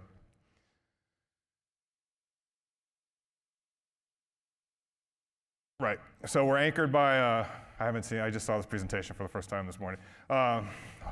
Full disclosure, because I've been preparing for the other thing. But we're basically, when we started the store, again, I joined in 2018. We really kind of figured out how we would tackle this problem and sort of start to compete with Valve. And what I wanted to do was really look at Steam as a proxy, because they've been incredibly successful. We have a ton of respect for them. And they really did that by being anchored around their own games and making those really successful. So in their case, it's CSGO, it's Dota, it's Team Fortress, and all the other things that they've shipped over the years. And in our case, it's Fortnite, Rocket League, and Fall Guys now. And so a little bit of kind of copying by proxy has actually kind of worked out. We're anchored by our titles. We've seen really strong growth on our titles while we've grown the business overall. And it's been a pretty interesting thing to follow, and we'll talk about that as we take questions later. These are some of the results, but we already kind of covered this stuff. But we have our player hours. Everything about the store today is healthy. We have a ton of hours. We have a ton of players. Those things are anchored by, again, our first-party titles. Our free games program has been an incredible accelerant to scaling the store, and is actually an incredible retention tool for us. Our retention is well above 70%, sort of in the mid-70s. And we keep players coming and coming back, but we also have a ton of dual users. And so we're going to talk about today what we're doing to get dual users to shift their behaviors more towards us than on Steam, because they're quite happy with the games they can't get on Steam that they get from us. And so we have not only our games, but we have a lot of exclusive partnerships that we don't subsidize with developers who have chosen to come to the store exclusively, like MiHoYo with Genshin Impact and all their games, and a few other folks who are starting to come to our store first, like Kiro Games with the Wuthering Waves. The players come here, they engage with those games in a pretty healthy clip, and then we've been moving the business to more day-and-date releases between Steam and the Epic Games Store. And so we have players who are basically playing in both pools, and their purchase behavior across, when faced with the same choice, is still going to bias towards Steam. And so we're working really hard to kind of move that shift share. And things that we've done over the past year, like the increase in Epic Rewards, are already starting to pay pretty strong dividends in shifting that player dynamic. But the other thing we do every year is we talk to our players. We ask them, how happy are you? What would make you buy the same game at the same price between both stores? And it's really all the features that we haven't really shipped yet, right? So we know what we have to do, and we're way behind, and we're going to talk about kind of where we're going next and how long that's going to take. And that growth and that share shift of sales share shift is what's really going to unlock our growth. We have a lot of really successful titles that have chosen to, one of the things that Tim was really adamant about was like, let's let developers choose how they want to do business with us. And that means for free-to-play games, using your own your own payment solution for your in-app purchases if you so choose. And we've had some really big titles come to the store. Riot, who doesn't do business on Steam, has come to the Epic Games Store. They use their own payments. Marvel Rivals launched last year and does quite well on the Epic Games Store. We don't see the money, but they do, and they're quite happy with their business. And we expect this to continue as we expand more and more in mobile and start to add some of the really big free-to-play games. And we're actually completely fine with that. So we've built our business around those realities. And global reach is everything. We have a strong global footprint. We're going to be expanding that. Kyle's going to take you through a bunch of that in addition to the language support that we have, but how we're building other features that are going to appeal globally to our players. And I'm going to hand it off to Kyle. I'm not. I'm sorry. Right, you guys, like the industry's going through headwinds. I talked about it this morning. If you were there, I didn't really say much about it, but if you're in this room, there's people in this room I know who know this and live this and have lived through this. Like the development costs have skyrocketed as our teams have grown and player expectations have grown. In some cases, depending on who you are and who you talk to, it's kind of out of control and a kind of scary thing for us as we're living through it. We also see a lot of teams resetting, figuring out how to build in today's climate and making awesome games like Expedition 33 or Black Myth. And so we know it's possible, and we expect that we'll get back on track as an industry as teams start to figure that out. But costs are a problem, and then the volume of content, we don't have these graphs in here, but you all know that on Steam or on the App Store or the Play Store, and even now with us, so many games are coming, so many people, so many teams are making games. 14,000 SKUs on Steam launch every year. 4,000 or 5,000 of them are actually legitimate, but even that's a lot, like to try to get player attention to. So discovery is a challenge that is on all of our plates. Any of us who run distribution, we have to figure out how to make it better for developers. And as we work through this, it's important that studios participate in ecosystems that are thinking about their business first, and that's really where we come from and try to come from every day. We just said this in so many words. I don't want to go through all this again. You probably know this, but anyway, I'll go through it. We did announce something new. We announced it a few weeks ago. Actually, Tim did it in a tweet, and fun story. It was actually a discussion we had in a meeting that was tweeted out very quickly after we did some quick modeling, but we wanted to create an environment on mobile and for PC, because PC's never seen anything like this, that is even more developer friendly than what we've done with our past rev share changes and keeping 100% of the net revenue. So Apple has the small business program. You keep 100% of the revenue for the first $1 million. That's pretty awesome. They made that change a few years ago. And we challenged ourselves, like, how can we make that better? And so if you're a multi-title publisher, if you have 5 titles, 10 titles, 15 titles, that applies across your whole lineup as a publisher. And we decided to keep 100% of your revenue for the first $1 million across every title that you have and reset that each and every year.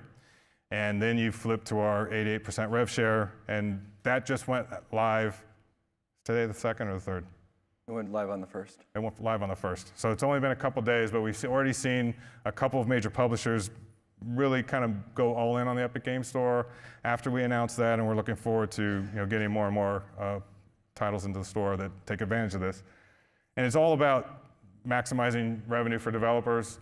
We make a ton of money with Fortnite. If you didn't know, if you don't follow our year in reviews, Fortnite grew by almost 35% last year on the Epic Game Store on PC, almost $800 million. So we make, our company, our games do great. We're super happy about that. Our team is really focused on not only helping our games do great in a very ethical way, but we want to make everyone else's games do great. We want to create an ecosystem that all feeds each other, and everyone's having as much success as they can. Epic Rewards is, There you go. I got you. Okay. Epic Rewards is a program, we do a lot of things by proxy. We look at things that are working on console, or we look at things when we looked at doing Steam by proxy in our base thing, but we plussed it up with the free games program. We looked at what Nintendo was doing with gold coins and how that was making people buy a lot of smaller games, making a lot more purchases because they had more spending power. So Epic Rewards, we sort of mimicked that at first and gave 5% cash back, which is basically equivalent to what Nintendo does. And Sony has a program, and Microsoft has a program where they do rewards as well, but it's pretty convoluted and hard for players to follow. The gold coin program was really straightforward, and we mimicked that. But we recently changed that to be 20%. It's an experiment to really focus on seeing how that impacts the share of sales on sim chips, but also our first-party business and our exclusive games. We did that about a month and a half ago, and we're already seeing some pretty tremendous results. And players earn that every dollar that they spend right now until August 31st on all games. They're getting 20% back, and then forever on our first-party games, they will be getting 20% back. The cool thing about that is even though we'll revert to 5% after August 31st, on our third-party purchases, players who spend in Fortnite or in Rocket League are getting 20% forever, and we see a lot of that money that they earn when they spend in our games going back into third-party games. And so we're going to watch that carefully. We may go back in the future and match it. We may not, because we don't need to. But that's something we're keeping an eye on and we're pretty excited about. Launch everywhere with Epic. If you guys are developers and you are building games in UE and you didn't come this morning or in Seattle, that Launch Everywhere with Epic program is designed to help Unreal Engine developers to do well on every platform by helping us do well on the Epic Game Store. So when we've seen over the years with some teams, it's hard to make a decision to ship another PC SKU because of the work that it takes. We have some requirements that take some development work, and we would get games late, or we wouldn't get them at all. So Launch Everywhere at Epic is a program designed to help make this decision a little bit easier and a little bit more sort of forward thinking. And so when you ship your game, any Unreal Engine game, you ship it on the Epic Game Store at the same time you ship it on Steam or you ship it on a console, you get a discount on your royalty rate for your engine royalties from 5% to 3.5%, but on every platform and every store that you launch. And that's actually fairly substantial savings because it covers every SKU that you have. Epic First Run It's an opt-in exclusivity program. If you saw our thing this morning, Mongol Stardive, Netmarble Monsters, one of the latest big games that's chosen to do that, but we've had several, including a couple big ones from Ubisoft. You get to keep 100, if you decide to ship your game here first, you get 100% of the revenue for 6 months, and then you can go to any other store on PC and continue to get 88% from us. And while you're exclusive for that 6-month period, you get 100% of your net revenue.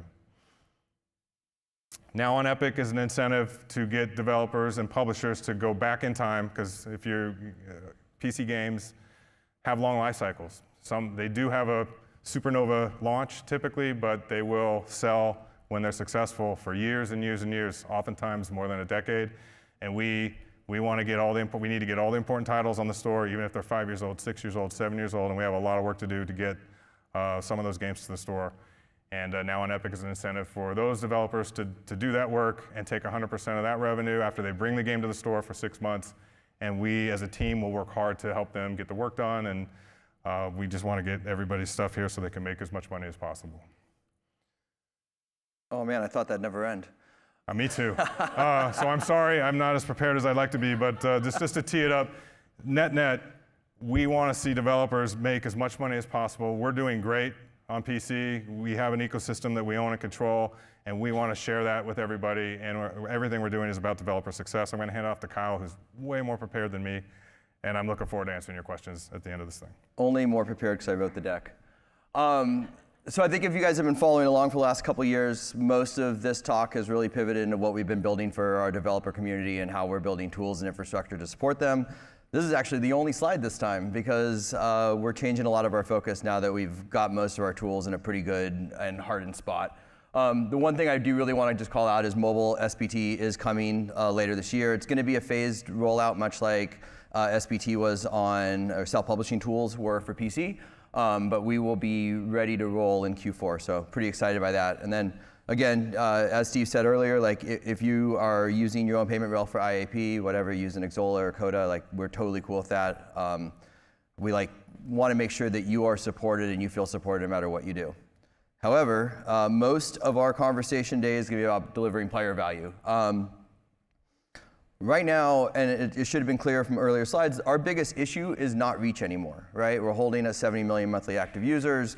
We've got players coming in droves to the free game program. When we have exclusive titles, those perform really successfully. And if you sort of think about it in terms of a funnel, catalog and player-facing features drive players. And then players drive engagement, and then based on engagement, that's how you decide to deploy money, right? So engagement drives spending. And you try and go through that any other direction, it just doesn't work. So we've now turned a corner, in my view, where our store partners are gonna start enjoying revenue growth because we now have players, we now have we're getting feature set, we're reaching parity, and that engagement's gonna drive long-term spending. Really excited by what we have to talk about. So I'd say, 2019, 2020, we had to make a choice of what do we build first? Do we build developer tools and developer featuring so our partners can self-manage their content, or do we build a bunch of player-facing features? And the sort of where we landed on was we needed to solve the content problem first, right? So if we have a bunch of players but there's nothing for them to play, that's not success. That's not success. A bunch of content but no one to play it, that's also not success. But the content is what is the engine of the supply side. So I think Steve hates it when I say it, but now we're focusing on the demand side, or we are focusing on player experience. We have to shift our habits, our player habits have to change because player experience is going to be better, right? Like we ask a question every single year to our players. We do about a survey about 20,000 people, and we say, hey, if the same game was availability and price was the same between us and Steam, where would you buy it? And then we go through a little flow of like trying to understand what it is that our players actually want to see on the store. The sort of sad news there is we haven't actually delivered those things, but they are coming this year. And so we know that we have to improve dramatically. We have to have a materially better experience for our players. We have laser focused on it. There's a lot of sort of unattractive work that we have to get done in order to start to accelerate things in 2026. But there's a few things that we're getting in 2025. And then closing the gap, we often talk about like feature parity with Steam. It's not, I don't like to think of it as like full parity because I think there's a lot of things, there's a lot of things to love about Steam as someone that's been using it for most of my life. But there's also just a lot of things that could have been left on the cutting room floor. So we're being very pragmatic and thoughtful about what we say when we say parity. So storefront launcher parity, mobile development. So mobile, towards the end of this year and sort of bleeding into next year, you're going to see the mobile store and the PC store be at parity with each other. You'll be able to do cross-store shopping. You'll be able to remote manage your library. And then social and utility are really going to drive retention with the mobile app. And then there's just broad store improvements that we have to make: performance, user experience, personalization, discovery. Sort of like list goes on. It's like a laundry list of things that we have to chip away at. So with that said, on deck for this year, the download manager, which shipped in March, preloading is going to be coming in time for Borderlands 4. Gifting, we're targeting end of this year, and there is a massive effort in language expansion that's coming. Mobile, there's some boilerplate work with search and browse and friends presence. We're going to talk about that stuff in a little bit, and then got some other just like ongoing work streams. Really, we're doing a lot of work around what does a new product page look like for the Epic Games Store? What does improved content discovery look like? Discovery is one of those really loaded words. I say this a lot, is like anytime someone solves discovery, the rest of the industry glom onto the solution, and then we have to find a new solution for what discovery means. And like every year, it's like a bunch of kids chasing a soccer ball around a field. And then we have some widespread improvements to search that are coming. But the first thing that we want to talk about is web shops, which is a real passion of Steve's, and he's really excited to talk about this slide. Am I? I am. Now, web shops has been one of the most interesting, for me, a development since the IDFA rollback on Apple platforms, and how the impact to the industry for mobile developers on in-app purchases, because they're so, you guys know, they're so focused on precision, user acquisition. They could really target players, they could get results, they could basically build a perfect machine and pour as much money as they wanted into it. As soon as that got rolled back, that didn't work anymore. And a lot of mobile developers, businesses really took hard hits, some of them as much as 40%, depending on how committed they were to that process. And the web shop dynamic started a lot of developers experimenting with sort of trying to find a way to drive their most engaged players to spend and get more margin, because margin was under pressure as soon as that sort of ratio of what worked changed. And the web shop effort from 21 till about the end of 2023 really kind of took hold with a lot of the top 25, top 30 developers in mobile. They worked with Xsolla or Coda Shops or built their own and started driving players through user acquisition spend, or even just sort of owned platform messaging, in-game messaging, and started moving a good chunk of their revenue off the App Store, off the Play Store, and into their own stores where they were getting 95% of the revenue, more or less. And super fascinating for me to watch that evolve. And now we're going all in. We know a bunch of people are competing in this space. Xsolla's got a good foothold. We're building it native to a platform with 70 million users. We're bringing it to PC. It's not really a thing on PC, but free-to-play games are really a thing on PC, and so it should be something that works. And so having it be native to a platform, easy to set up when you launch a title on the store, if you so choose, and you have the game on other platforms. You can do the same thing. You can steer players to your web shop. You can offer them bonus content. You should be able to. We're going to see some developers really kind of leverage this and make a ton of money in the margin that they pick up. Anyway, so what we're doing, if you're not well versed in these shops, players can basically, the game can, on the App Store and mobile now, you can steer users. You at least tell them where they can go to get a better deal, or other places they can support the developer. And when you go from the app that's been acquired on another platform to these web shops, in our case, they'll be in the Epic Games Store, you can send them over there and you can link your account. So you'll either pre-populate a player ID that comes from the game, or you'll actually physically sort of have to input the player account from developer or publisher into your Epic account, and then you'll be linked, and you can transact on the platform. And the way these work is typically you offer like 20% bonus or 10% bonus versus what you get if you bought it on a platform that charges 70/30. So we're hoping to be a catalyst to really make this work. The one thing that's been really interesting and why we believe we can really get a foothold here is when you really break down the top 200 mobile developers, and that's a ton of revenue, and then when you go to the top 1,000, it's a ton more. Only about 18% of the top 200 mobile developers have web shops today. The top 50 have a bunch. That percentage is really high, but it starts to fall after that. Creating them is problematic. Managing them for a lot of teams are just not built to do it. We want to make a solution that's easy to set up and easy to manage. And so that's kind of the vision there. All right. Back to you. We talked about this earlier. Download Manager shipped. This was sort of a love and dream of mine as someone that manages tons of builds and playtest builds in every game that I can play. And our solution sucked, by the way. It was not great. I think that our Download Manager now is probably best in class. Big fan of everything that we've done there. Be able to choose your directory, drag and drop, prioritize your queue, schedule. It's sort of like it was everything that I wanted from the existing download managers, and then we got to sprinkle a little bit more on top of it. So I particularly love that it's undocked. It allows you to have a window that you're doing something in, and you can monitor whatever else is running in the background. Preloading is coming later this year. That should now, yeah, it says 2H, great. So I'd say that I think we all know what preloading is. I don't think I need to belabor that too much. But we've noticed that we've missed we've slipped some share of sales purely because we did not have preloading available. When you've got a 120 gig game that you want to download and you're not able to preload it, you're quickly going to refund and buy it at the place you can preload. And I'll just add, to be crystal clear, the reason we're not celebrating that we're actually doing a very commodity style feature that should have been here years ago. But what we would see is we'd have games like Black Myth or whatever.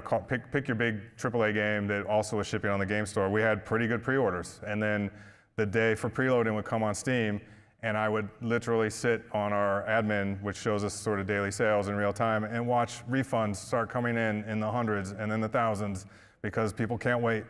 And it's just because we don't have preloading. We lose, in some cases, 10,000 orders, and they shipped over to Steam. So that data really highlights the importance of having a commodity feature on your platform and the impact it can have if you don't. Correct. Back to you. Back to you, Bob. All right, so then we are also adding 16 more languages. I think one of the things that's really encouraging is over half of our users are not using English as their default language. If you've been kind of following along with the growth of Steam lately, simplified Chinese is the #1 language by users on Steam. We're definitely not there yet. English is 48%. We tend to skew more heavily towards North America and Western and Eastern Europe than we do to like APAC. But we are adding 16 more languages very soon. Gifting is coming in time for the holidays, hopefully. There's a sort of asterisk on 2025. We are working as hard as we can to get there. Gifting is one of those things that's very important to me. I like to play a bunch of co-op games, and it's really hard to convince your friend to spend money, but it's really easy to convince your friend to play the game if you've already bought it for them. So this is one of those things that I've been pushing on really hard because it really is meaningful during the holiday period. And then with mobile, we're advancing towards what we're calling a true 1.0. Web shops is part of that work. OpenSBT is also part of that work. But then there's a lot of other things that are sort of boilerplate to having a application that users want to check into that feels good. There's a reason to keep on the springboard of your phone and not relegate it to some app library where you have to look for it later. Like, I don't know if you're like me, I only have one springboard. I don't have tons of pages. Everything's in the library. The first thing is massive improvements to search. The improvements to search here are actually going to sort of mirror themselves across the improvements that we're doing for search on PC. But right now with the mobile store, the catalog is not robust enough to really need search, but we're getting there very quickly. So you're going to see that start to roll out very soon. Improvements to browse, right? So having a browse that is sort of endemic to the actual like portrait mode of a device, which is different than how we look at our monitors. We have to be device native in the way we think about things. And so the way that we're improving browse, I think is going to feel really nice when you're actually using the mobile app. Then we have a very, very large work stream with EGS Mobile, and I'm fairly certain that I'm going to say a few words, and Steve is going to jump in because he's very passionate about social. But we are going to take advantage of the OS push notifications. This is going to be cross-platform social, so you can be on your PC talking to your friends on their mobile device. You'll be able to see what your friends are playing, invariant of what platform they are on. You're going to be able to set, like, party up, start voice chat, hop into voice, or start group chats, hop into voice calls. And all of this is going to be endemic and native across both PC and mobile, which is incredibly exciting. And then sort of like to really hammer on functionality with the mobile app, we're adding QR code login and the authenticator into the app. It's seamless and smooth. It feels really nice. I'm excited this to get into the hands of others. So this is the authenticator. And then, oh, look at that, we're gonna hit 15 minutes. It's gonna be perfect. And then, to wrap everything up, we are rolling out the Fortnite wallet card. This is going to be ecosystem wide. So the nice thing about this card, though, is it's going to act as digital POSA for the Epic Games Store as well. So it's going to put money into your wallet, which you can deploy, towards Fortnite, but you can also buy third-party games if it. So what does that mean? That is everything that we're looking forward to between now and hopefully the end of this year.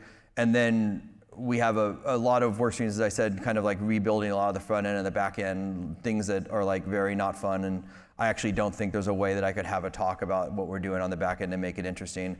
But this is everything that's coming that we're actively working on and we're looking at for late 2026. So big ones that I'm excited for is regional storefronts and social shopping. I think social shopping is one of the biggest drivers of why people actually buy the games they do. It kind of like leans in the virality of games. On mobile, clip capture and sharing, we're going to roll out a lot of the stuff that we had done previously, and we're going to extend that out to third party, which is exciting. The multi-platform shopping, which I highlighted earlier, and then if I can't say enough, social. We are going to be social is going to be very endemic to the way that we think about gaming. This is where I'm going to pontificate a little bit, mostly because I think that we have found ourselves in a spot where we keep doing the same stuff over and over again, expecting different results, and I think that's the definition of insanity. In order for us as an industry to sort of move forward and democratize distribution and actually get to a point where we do have sweeping changes to revenue share models, we have to have our studios and our developer partners find success, but the only way we find success is we all do this shit together. And currently, we need to have our partners shipping their games with us, making sure that they are celebrating the fact that they are working with us and with Epic, and over time, it will shift the way that the rest of the industry starts to think about revenue share. I think in my last presentation, I said the 70-30 model is broken. I stand by that. I will die by that. If we can get people to shift to 80-20, 88-12, that's where we need to get, and we need everyone to work together for this to happen. And that is everything. Great job saving me. So now we have 15 minutes or so for questions. If you all have anything you want to ask, talk about, let's do it.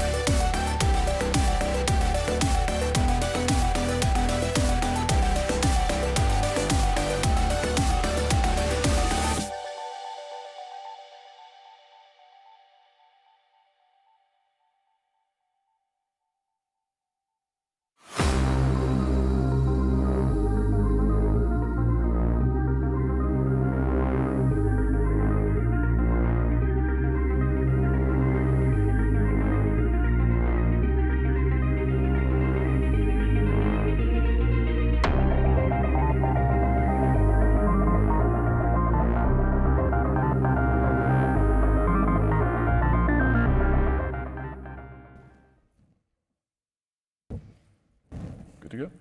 All right. Well, thanks everybody for joining us here today and everybody at home on the live stream. Really excited to get to talk about the super secret work we've been keeping under wraps for the last while.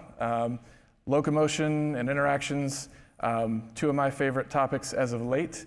We're going to talk about some of the tools we use, specifically the Mover plugin and Smart Objects plugin, and how we tied that all together, how the systems work, how they connect to other systems involved, and how we scaled all that up to make the whole village look alive. For those of you who don't know me, I'm Justin Hare, engine programmer from Epic Games over on the gameplay systems team. My main focus is kind of character movement related things, and been working on the Mover plugin for quite some time. And I'm really happy to be joined today by Julius Gerbig from CD Projekt Red. Hello! Oh, all those rascals from CDPR in here, oh man. Okay, yeah, hello, I'm a senior technical animator and I'm coordinating the technical animation discipline on The Witcher 4. And in case you missed it, which why would you, but and also simply because it's just so much fun to watch it again, let me give you a small refresher of what this technical demo actually looked like and what we will also be building towards as part of this talk.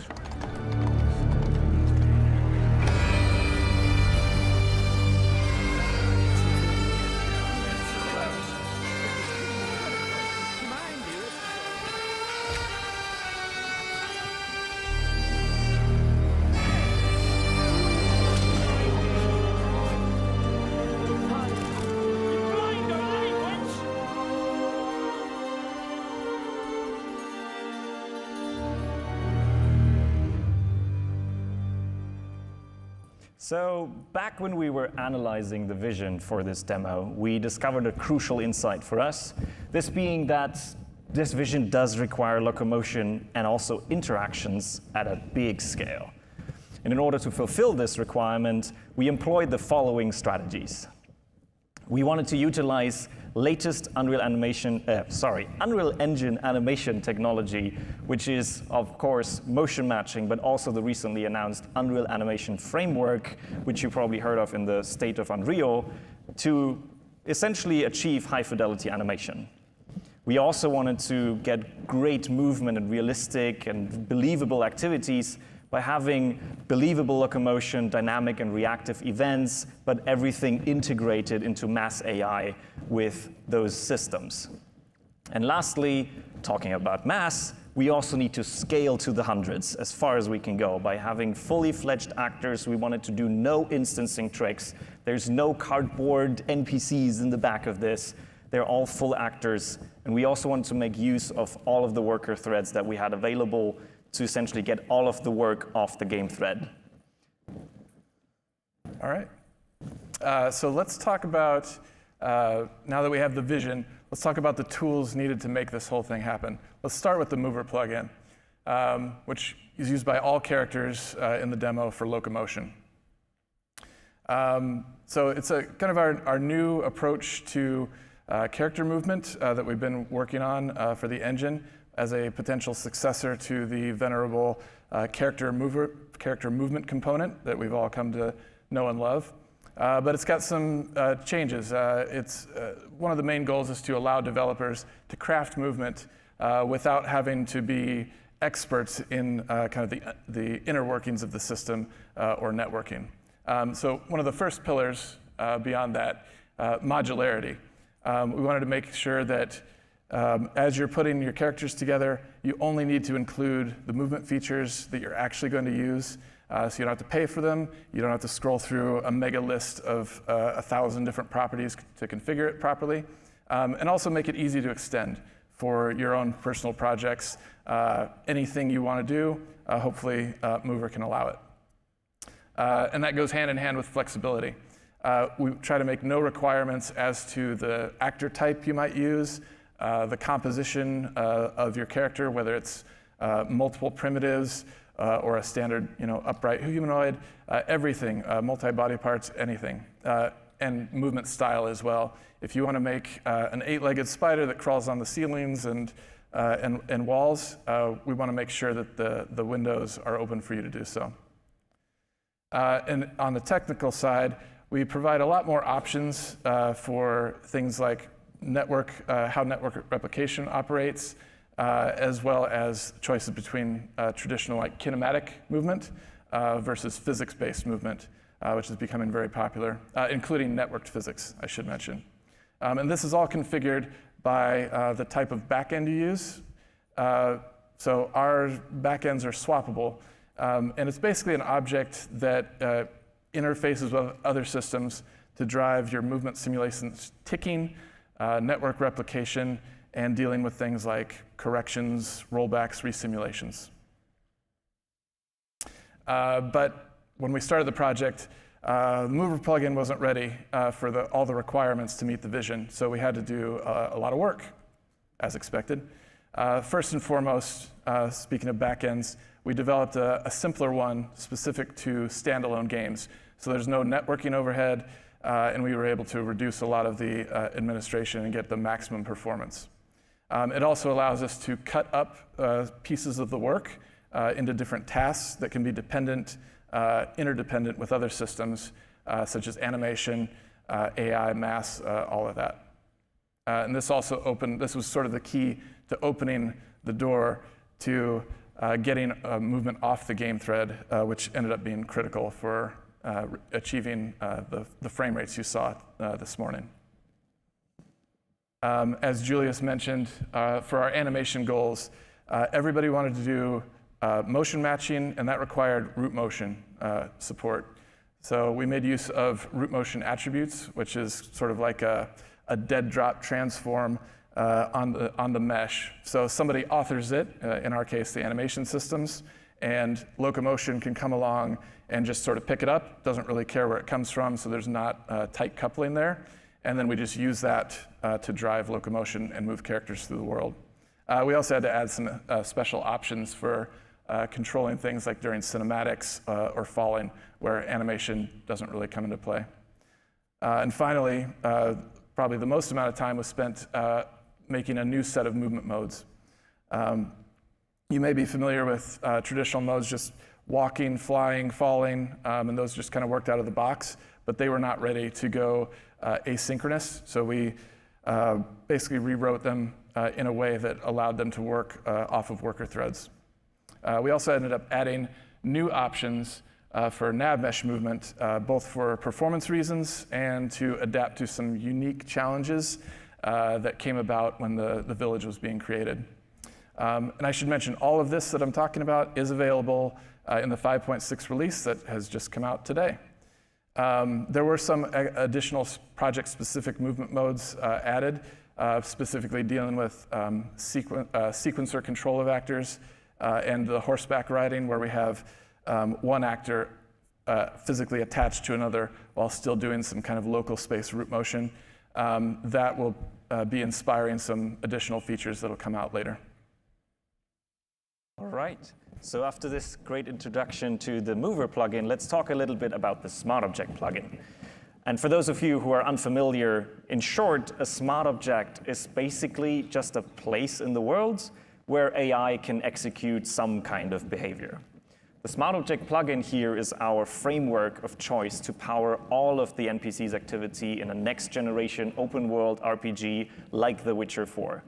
It structures all of our animations and other large-scale content in these very compact and reusable stations in the world that can be used by both AI agents and also the player. In a bit more technical terms, smart objects are a component that can be attached to really any actor, a bench, a table, or also an empty actor if you want that. And inside of that component lives the smart object definition. This contains a collection of all of the slots with all the data necessary for the interaction stored inside. What's actually great about these definitions is that the executed behavior that lives inside of them is highly customizable. In our case, we've integrated our proprietary animation player, of which I'll show you a few examples of today, but you're free to really implement whatever custom behavior that fits your needs. And once a smart object is actually spawned, it registers itself into the smart object subsystem. which essentially just contains a huge list, like a registry of smart object slots and their state. So you can check whether they're already claimed or whether they're still free, whether they're currently occupied, so on and so forth. And lastly, we have our user, let's call it. In this case, the AI agent or the state tree. Can be the player as well, but for simplicity, I'm going to talk about the AI agent, which can query the smart object subsystem, tell it like, hey, give me a slot based on these conditions or tags, and then actually executes the behavior that's stored inside of those smart objects. So the smart object itself is actually not really executing anything. It's mostly just giving the data to the AI agent to execute themselves. And I should also mention that everything here is already available in the update 5.6 and will allow you to fully set up your own smart objects and create your own custom behaviors. And here you can actually see it in action using our assets that we built for the technical demo. But before we actually dive more deeply into the inner workings, let's take a look first at how we make NPCs traverse the world using Mover. Because interestingly enough, NPCs are constantly locomoting, no matter whether they're walking around or moving a smart object. Take it away. All right. So let's talk about locomotion and basically break it down, and we'll start from the basics and we'll build it up into the full locomotion flow that we use. So starting off, we've mentioned motion matching. We needed to use that to get the highest quality animation. So some of you maybe need a quick refresher, so let's just go through that very quickly. Main principles of operation, everything's driven by animation root motion. And that comes from a database of animations, which are chosen based on a trajectory. So some of that is in the past, and some of it is in the future. So it's a bit of where have I recently been and where am I trying to get to? And it tries to find the closest matching animation or blend of multiple animations based on that. And I should also point out, Mover was designed from the get-go to be friendly to querying for techniques such as motion matching. So if you given a current state and a set of inputs, Mover can get a pretty good prediction using the motion model math pretty cheaply. Once we actually get this motion out of the animation, Locomotion takes over, and we still have to obey world constraints. So you can still run into walls, you're still subject to gravity, and so wherever animation wants us to go, it's still subject to the rules of the world. And there's a lot more information about this in a talk we did in Prague of last year. It's called Motion Matching and Game Animation in UE 5.4. Really great talk and does a fantastic job explaining this and the tools from Unreal Engine involved in it. And if you want a concrete example, the game animation sample project is amazing. Okay, so let's build this up from basic steps. Mover's work ends up broken up into 3 distinct tasks. First of which is produce input. So here we take input events from the player and translate that into kind of a movement intent, which is visualized here by the green arrow. So on the controller, we have full stick deflection in a particular, at an angle, which basically just move in this direction as fast as possible. That gets translated into a delta position based on the motion model. And it's also good to note that as far as locomotion is concerned, we're just dealing with simple primitives. So in this case, the character is represented by a capsule that remains upright. In the next task, we move on to actually simulating movement. So we're accelerating, we're feeling our way through the world, maybe deflecting off of a wall, sliding along surfaces, and sticking to walkable floors. So in this case, since there's no blockage, the simulation has determined that the full move is allowed, and the character can move from their original white space into the space represented by the blue capsule.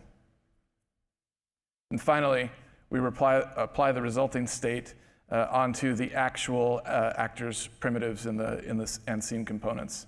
And this is where there'll be a bunch of knock-on effects, like that change has to get propagated to the physics world. It may try to update overlap systems for trigger boxes, things like that. Okay, so let's look at the overall operational flow. Now that we understand what Mover does, we have to integrate other pieces. So it starts off just like we talked about with input events and Mover's produce input task. But we have a little bit of work to do before we can actually get to simulating movement. So first things first, trajectory generation, which I hinted about before. So that's based off of inputs, recent history, and predicting a short time into the future.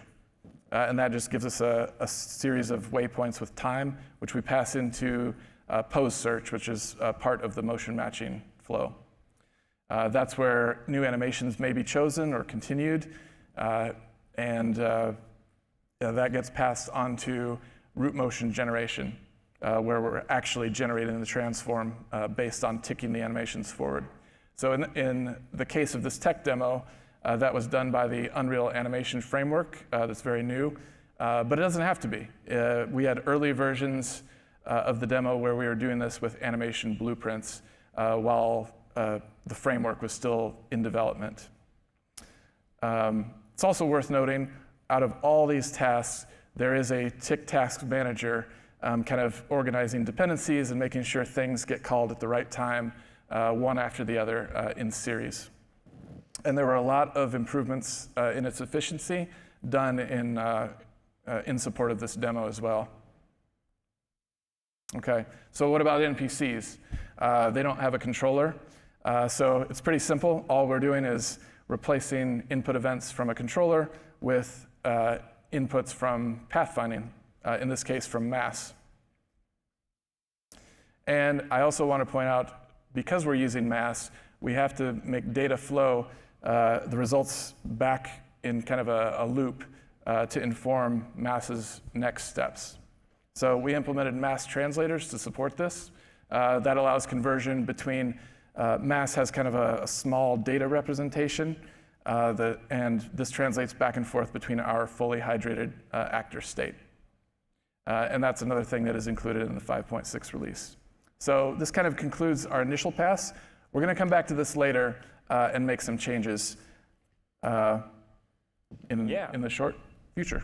And here we can see the mover actually in action using our assets. I'm really excited to tell you that all 300 villagers of the demo are running on motion matching Locomotion. Additional to that, we also explored multiple levels of complexities with Locomotions just to see how mover and all the systems could handle it, to solve this root motion generation step that Justin just mentioned. For example, the little piggy here that's running around is actually just a single one-dimensional blend space with a combination of warping and steering on top to cover most of this pathfinding's requested movement. We also explored how other locomotion styles for different body types would look. So here you can see, for instance, like a gnome lady, a child, a man, and a woman running around. And we can also control the desired walk speed of the characters and their locomotion animations based on the items that they're carrying. For example, here we have a guy carrying a crate, we have a halberd, and also someone using a crutch.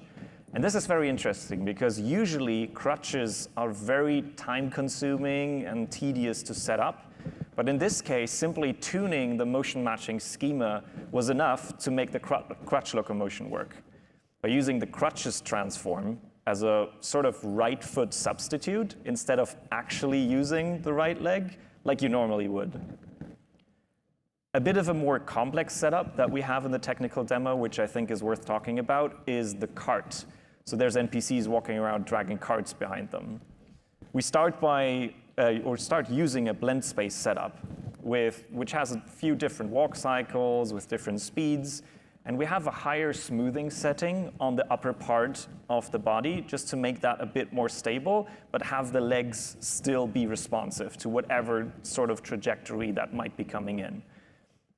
Next up, we have a physics setup. So the cart is actually fully physically simulated using the physics constraint components. And originally, we actually started out with a single non-rotating collider that was just dragged behind them. Because usually when you're working with physics, it's a lot more stable and usually better to start simple. But here we actually found that this caused the cart to slightly slide to the sides when you're walking on a slope. So we actually opted for a little bit of a more complex setup where we have 2 colliders. And you can actually see they're combined using an axle setup. With these additional contact points on the wheels and a little bit of higher friction, the physics were a lot more stable. And then we simply attached the cart to the actor, so the NPC actor, directly without actually specifying the bone. Because if we would be using the right-hand bone, for instance, if the animation has a little bit of a wrist turn, that just gets exaggerated back. So what we did was we used an average of the right and left-hand transforms just to have a bit of a more stable anchor point between those hands. And as a last step, we run arm IK. We're using a control rig setup on the NPC to make up for the actual difference in the handle position after the whole physics simulation has happened and the actual animation, because we don't know what the cart is doing, right? So we just essentially glue the hands back to the handles to make sure that we always have good contact no matter where the cart will be. So let's see it in action. And here you can see that even with very rough terrain, the cart still remains robust while moving in a very realistic way. And now that we've covered walking characters, for which a key part is obviously walking on a nav mesh, let's talk about it. All right, let's do that. All right, so the motivation for using a nav mesh is pretty obvious in the context of our demo. We wanted to get our costs down as much as possible because we have so many NPCs. So nav mesh is a natural choice used in a lot of different games, but it just boils down to having a much simpler version of the terrain to run queries against than compared to like our detailed geometry, which you've seen is very rough and uneven from all the medieval travelers on horseback and all the snow melt running down the mountain, eroding things away. So it makes queries a lot faster, and it also provides cutouts for walls and things like that, so we don't need to do collision checks against those. But we did have to adapt to some unique challenges in our village, first of which was the rough terrain. So nav mesh never perfectly lines up with the terrain. So you combine nav mesh following with kind of a periodic line trace where you just shoot a ray down and test against the actual the detailed geometry so that we can anchor the feet better and the characters don't end up kind of floating above or below the terrain. And in between those checks, because we don't want to do them every frame, we use the surface normal of our last sample to predict height as we continue to move. And if you've got a steady surface, it provides a nice result, and you stay anchored. But we did find, in some cases, our terrain was very bumpy, and even that would get bad predictions. So you'd have little zigzag motion sometimes in walking along a path. So we did add an option to favor, instead of the detailed geometries normal, we sample the nav meshes normal instead, which tends to be very smooth and consistent. Another challenge was some of the tight spaces, especially in the marketplace. As you can see, some of the stores are very messy and unkempt. So it was kind of a bad case for our nav mesh generator. We wanted to avoid cranking up the fidelity of the nav mesh because it would take more time to answer queries and possibly introduce cut-through paths that we would not want anybody to take. So some of these NPCs are allowed to actually be off nav mesh as long as they're under control of some of the smart object animations, which are pretty well synchronized to their locale. And this ends up working really well for some of the shop vendors who stay in their respective area and don't go wandering off. Speaking of which, the NPCs that do wander off and roam the village, some of the guards and patrols and people with carts, sometimes they had problems staying on the nav mesh. we had an avoidance system. So as the player walks around or they get close to each other, they try to kind of naturally avoid each other. And that can take them off course. So we had for a while the default behavior being if you run off course, switch to a walking mode, which includes much more expensive collision checks and requires special scripting to switch back to nav mesh walking only once it's safe to do so. So it's kind of a complicated and expensive solution. But we noticed, we could just add an option to allow NPCs to slide along the edges of nav meshes instead of actually going off them.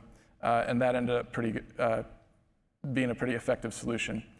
We didn't end up having too many cases where this would actually occur because of the quality of our pathfinding that Mass provided us.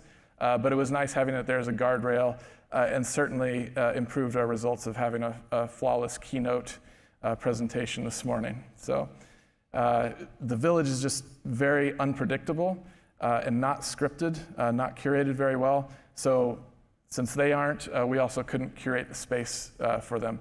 And we chose to fall back on this kind of a safeguard. I also wanted to bring up this case. It was kind of the confluence where locomotion, the pathfinding, and motion matching kind of converge. So I want you to consider a character just navigating around a simple corner. And a typical kind of AI navigation scheme might just have the character always just going to straight at the next waypoint, and then once they arrive, advancing to the next one, advancing to the next one, and so on. So this works pretty well in a lot of games. We've certainly used it in the past. But because we're using motion matching, if we only have information about the next waypoint, when we're trying to predict a trajectory into the future, we are always going to be overshooting. And what you'll end up with is giving pose search kind of bad information.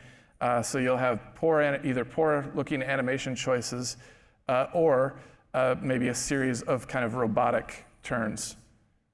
But luckily, mass pathfinding allows us to look ahead farther in the path to include future points as well. And that allows our trajectory to accurately reflect where they're going to go and better conform with the intended path. And if you have animations inside of your database, you can have them have leaning anticipation, and it just has much better visual fidelity, higher visual quality, better looking locomotion all around. So usually all of our NPCs are constantly using smart objects or walking between them. And since we already know how to walk now and where to go, let's talk about how we actually make NPCs get into the right position and pose to actually use those activities in the world. Because technically, we can approach a smart object from any sort of direction. We won't know where the NPC is coming from. So for this case, we utilize a chooser table setup, which selects the appropriate entry animation based on the NPC's approach angle. And the chooser column that's, while it's in the engine already, it's still under heavy development, which runs a motion matching inside and outputs the best matching frame time for us to ensure we pick the best possible both animation and also pose for the given time and place for the NPC. For smart object exits, we simply chose the closest exit animation based on the approach angle because, well, we already know where the NPC will be. We have full control over playing those animations, so we already know about the pose that we will be ending up in, and we don't need to match into anything here, really. Our teams work together also on a very experimental alignment tech, which utilizes Unreal Animation Framework's capability to make procedural changes to root motion. So for the root motion step that Justin was earlier talking about. Similar to how motion warping works. The main difference being that the speed of motion warping is dependent on the speed of the root in the animation. But here, we wanted to slowly adjust the root over time for visual reasons mainly. And we're using this to get precise alignment to very specific transforms like targets in the world by warping the root motion during animation evaluation via this anim notify state that you can see here, the big one. And fun fact, this tech is actually also used for Siri's terrain traversals at the beginning of the demo to blend her into the right point in space for the interactions with those cave stones where she's touching those, or also jumping down the ledge. So this is not actually bound to smart objects or some other system. You can use this for any sort of characters. But let's talk a little bit about interactions. Since now we're here, we've arrived, and we really want to make this a believable and reactive village experience. And first, we need to talk a little bit about the basics of animations. So here, since we mentioned this a bunch of time, we use the Unreal Animation Framework, and there's actually a great talk tomorrow on Wednesday, 11:45 in this room from literal experts about it. So I highly recommend checking that one out if you're interested in that. But I will still give you a little bit of a user's perspective from my side and the things that I just noticed while working with it that I found very beneficial. First of all, it allows you or gives you precise control over what is exactly executing and when. So contrary to how in animation blueprints you have the entire animation node, now animation nodes are comprised of these very granular individual traits, as we call them. So you can sort of mix and match and build your own animation nodes, which cuts down a lot on the things that are actually executed.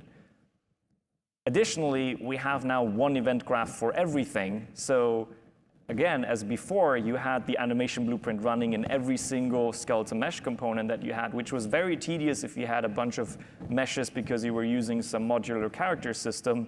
And now we have one graph where we can specifically push specific poses to specific components and managing those updates of those ticks as well. And lastly, because we're not paying anymore as much for the actual instances of those animation graphs like we were in animation blueprints, we can now much more easily compose our character's animation logic piece by piece, similar to how you use building blocks. So you can create a control rig graph and a locomotion graph and sort of compile and compose them, whatever your character requires at that moment during runtime. So I already mentioned this proprietary animation player, and unfortunately, since I can't talk about it, but I will still show you some actual examples of what you could do theoretically when you would be using smart objects and what you can build on top of that on that framework. So in order to hit our goal of high fidelity animations, we needed to be able to synchronize multiple characters interacting with each other inside of smart objects. So for instance, here, you can see a smart object with 2 slots inside, with 2 villagers really going at each other with a round of arm wrestling. And game designers can also use blueprints scripting combined with smart objects to create more advanced interactions, such as this coin toss here that Siri does to the beggar. Toss a coin to you, sorry. Yeah, and while in the back, you can observe smart objects that are decorated with level sequences to craft synchronized animations with a much higher level of complexity while still relying on mass AI to drive everything on a very high level.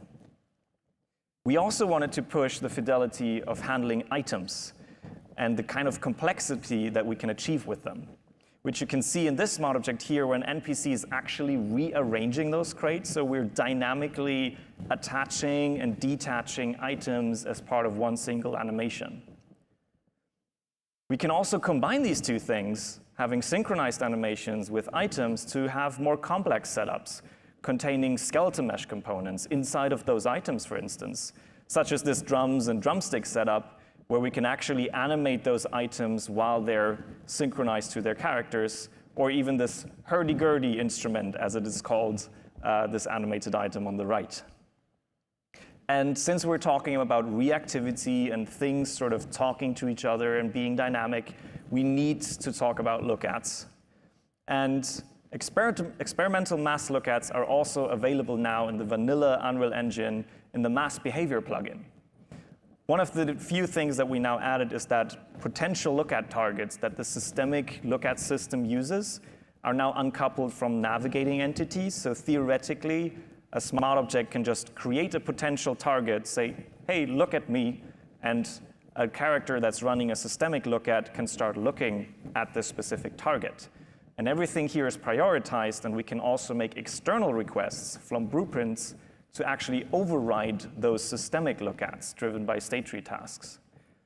And finally, this target and all the look-at weights are then pushed to the character's animation graph, running a control rig inside. And this control rig is actually shared between the player and the NPCs and looks like this. It's built in a very generic way, so we only needed to define the bone chains for the spine and the head, and the rest is handled by one common look-at chain function that runs all of it. To make the look-at as realistic as possible, we incorporated the shoulders and spine to also move with the look-at, which, as some of you might already suspect, would require us to heavily constrain the rotations to maintain a high animation fidelity.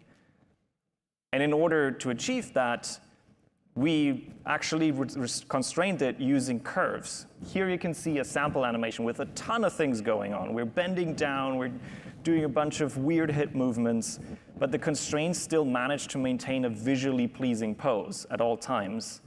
And we use those curves that you can see here on the right to very finely tune. An animator can come in and just change those values every now and then if they choose to really map which rotation for which bone at which point in the chain should be moving how much.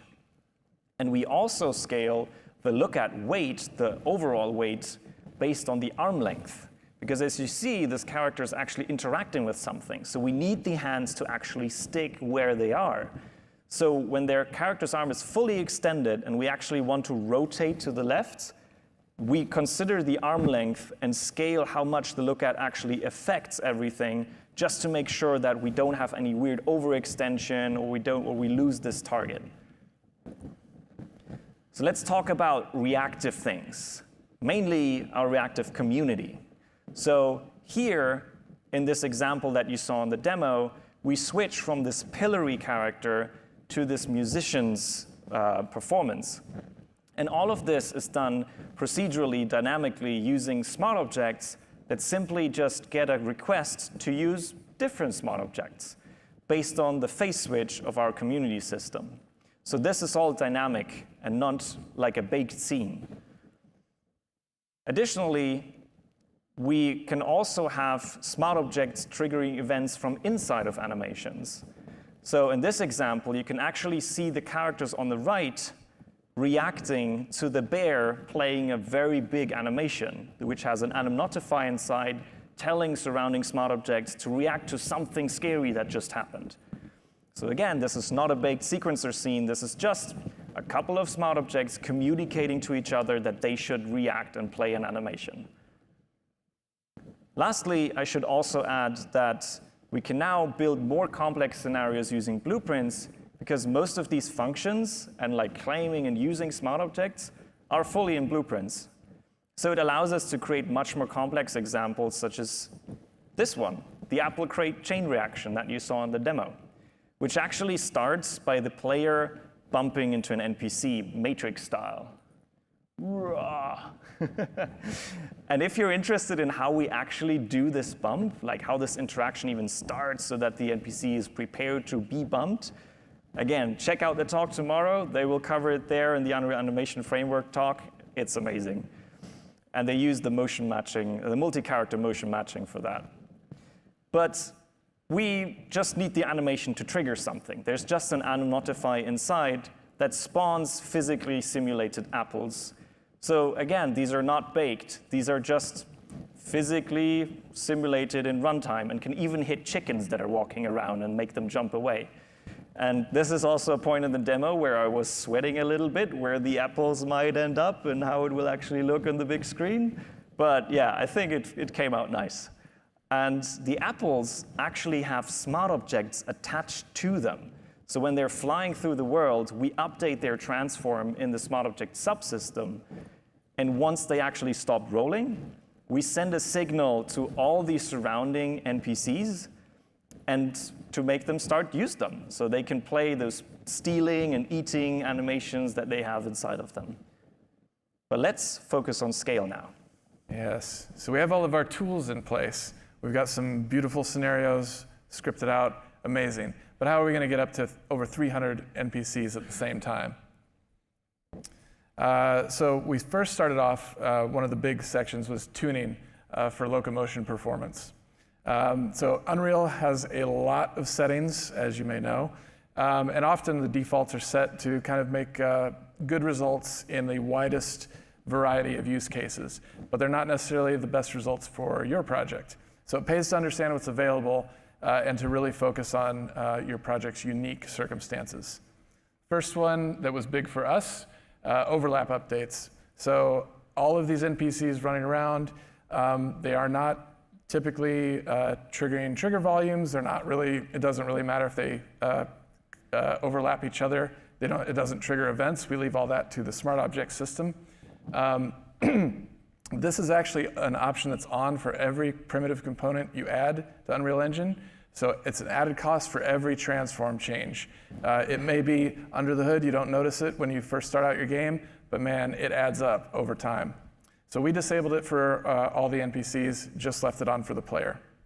And I should note, even if you turn the option off, the actor can still participate in an event, it just doesn't generate any when it moves.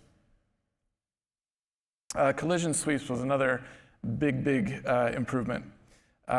So this option enables an extra collision check when you are doing nav mesh locomotion. So objects may be getting in your way and you can slide against them. But again, it's an extra cost that ended up being unnecessary for us. For your project, really consider, do your objects need to collide with each other? Would it be okay if they just got a little bit too close briefly before separation? So if you can tolerate a little bit of visual infidelity, you can get better performance. So in our demo, the combination of masses avoidance along with the option to slide along nav mesh edges meant we could just completely disable this and still have good results. We talked about the projecting to ground, the line traces that we would drop periodically. It's worth spending a bit of time tuning this as well. So the frequency is probably the biggest one. I think we end up having, by default, ours every quarter of a second or something like that. But the type of character, where they are, if they're farther away or they're running around flat ground, the frequency does not need to be very often in order to get good results. But for characters that are maybe closer to you or navigating changing terrain, you might bump them up. And so this is a good optimization, just spacing out the frequency, the time in between. Also pay attention to that height scale, or you can have a lot of villagers living on the roofs of their houses instead of inside them. And then affecting the nav mesh. This is another option that is on by default for primitive components that you add to the world. Dynamic objects, often you don't need them to actually affect the nav mesh, but it's common to have that option on. So for NPCs that walk around in places where others might walk, when they stop, they might cut out a section of the nav mesh, and then pathfinding would naturally route around them. But what we found out was that in our case, mass avoidance was good enough that we didn't have to. And so we just basically left the nav mesh completely static the entire time and disabled this for everybody. So all of these settings can be changed dynamically, and consider making them part of your LOD system. But even with all those changes, it still wasn't enough to achieve our goals, and we are faced with the realization we have to get movement simulation off the game thread. So within the pre-physics tick, the pre-physics phase of any game frame, we end up going wide and spreading movement simulation tasks out across all of the worker threads in parallel with other character updates and systems. So this required rewriting movers' movement modes to be friendly to working off the game thread without relying on the immediate state of the scene components. So there are also numerous changes under the hood to make queries run faster, reduce administrative overhead, and reducing things like memory cache misses. A lot of these changes were, very small, but when you multiply it by hundreds of characters, it adds up to a lot. Yeah, and while this talk is more focused on movement simulation, it's worth noting that we also looked into optimizing our AI execution. And with the Unreal Engine version 5.6, smart objects are now also fully thread safe, and we can run mass state trees in parallel. Right. So I said we were going to come back to this chart, so let's do that now. This is the NPC Locomotion task flow. And this is what it looks like once we have all of our asynchronous work active. We moved almost everything, all the tasks off onto separate worker threads. Applying results is the only place that kind of remains on the game thread, and that's due to, that's where we actually change, move some of the scene components and have all of the propagation of side effects. I should also note we did do a deferred movement scoping mechanism that we tried out. It didn't provide a huge boost for us, but that could just be the nature of our project, and it is an option in the engine now. As a bonus, we were able to eliminate the input production phase for NPCs altogether and use Mass's pathfinding waypoints directly. So this simplified trajectory generation by just combining the history and the results from Mass to predict the near future. Okay, so before we see the payoff, let's look at kind of where we started with a few hundred characters in motion. So this insights trace shows a single frame, and let's focus on the game thread work. This is highlighting just the movement simulation task. You can see it's all on the game thread in kind of sequential. And kind of interwoven with that is the apply results phase, also on the game thread as expected. So now let's flip the switch and turn on all of our asynchronous movement. Apply results didn't move. Again, that's expected. However, all of our movement simulation tasks have now spread out to all of the worker threads. Here we have a total of 8 cores, just like the PS5. So now let's look at a stress test gym where all of our NPCs actually get their exercise and train and see kind of how this affects what the players see. This is a little bit of a exaggerated example because we have more NPCs and they're all in motion at once. So you'll see we have 400 NPCs averaging low to mid 40 frames per second. Each of them is colored gray to indicate they're on the game thread. But in a second, we're going to flip the switch and take movement simulation off onto the different cores, and they're becoming colorized to represent the core that they are running on. And you can also see our FPS instantly boosted into the 50s. And with everything that we've covered today, we managed to build this.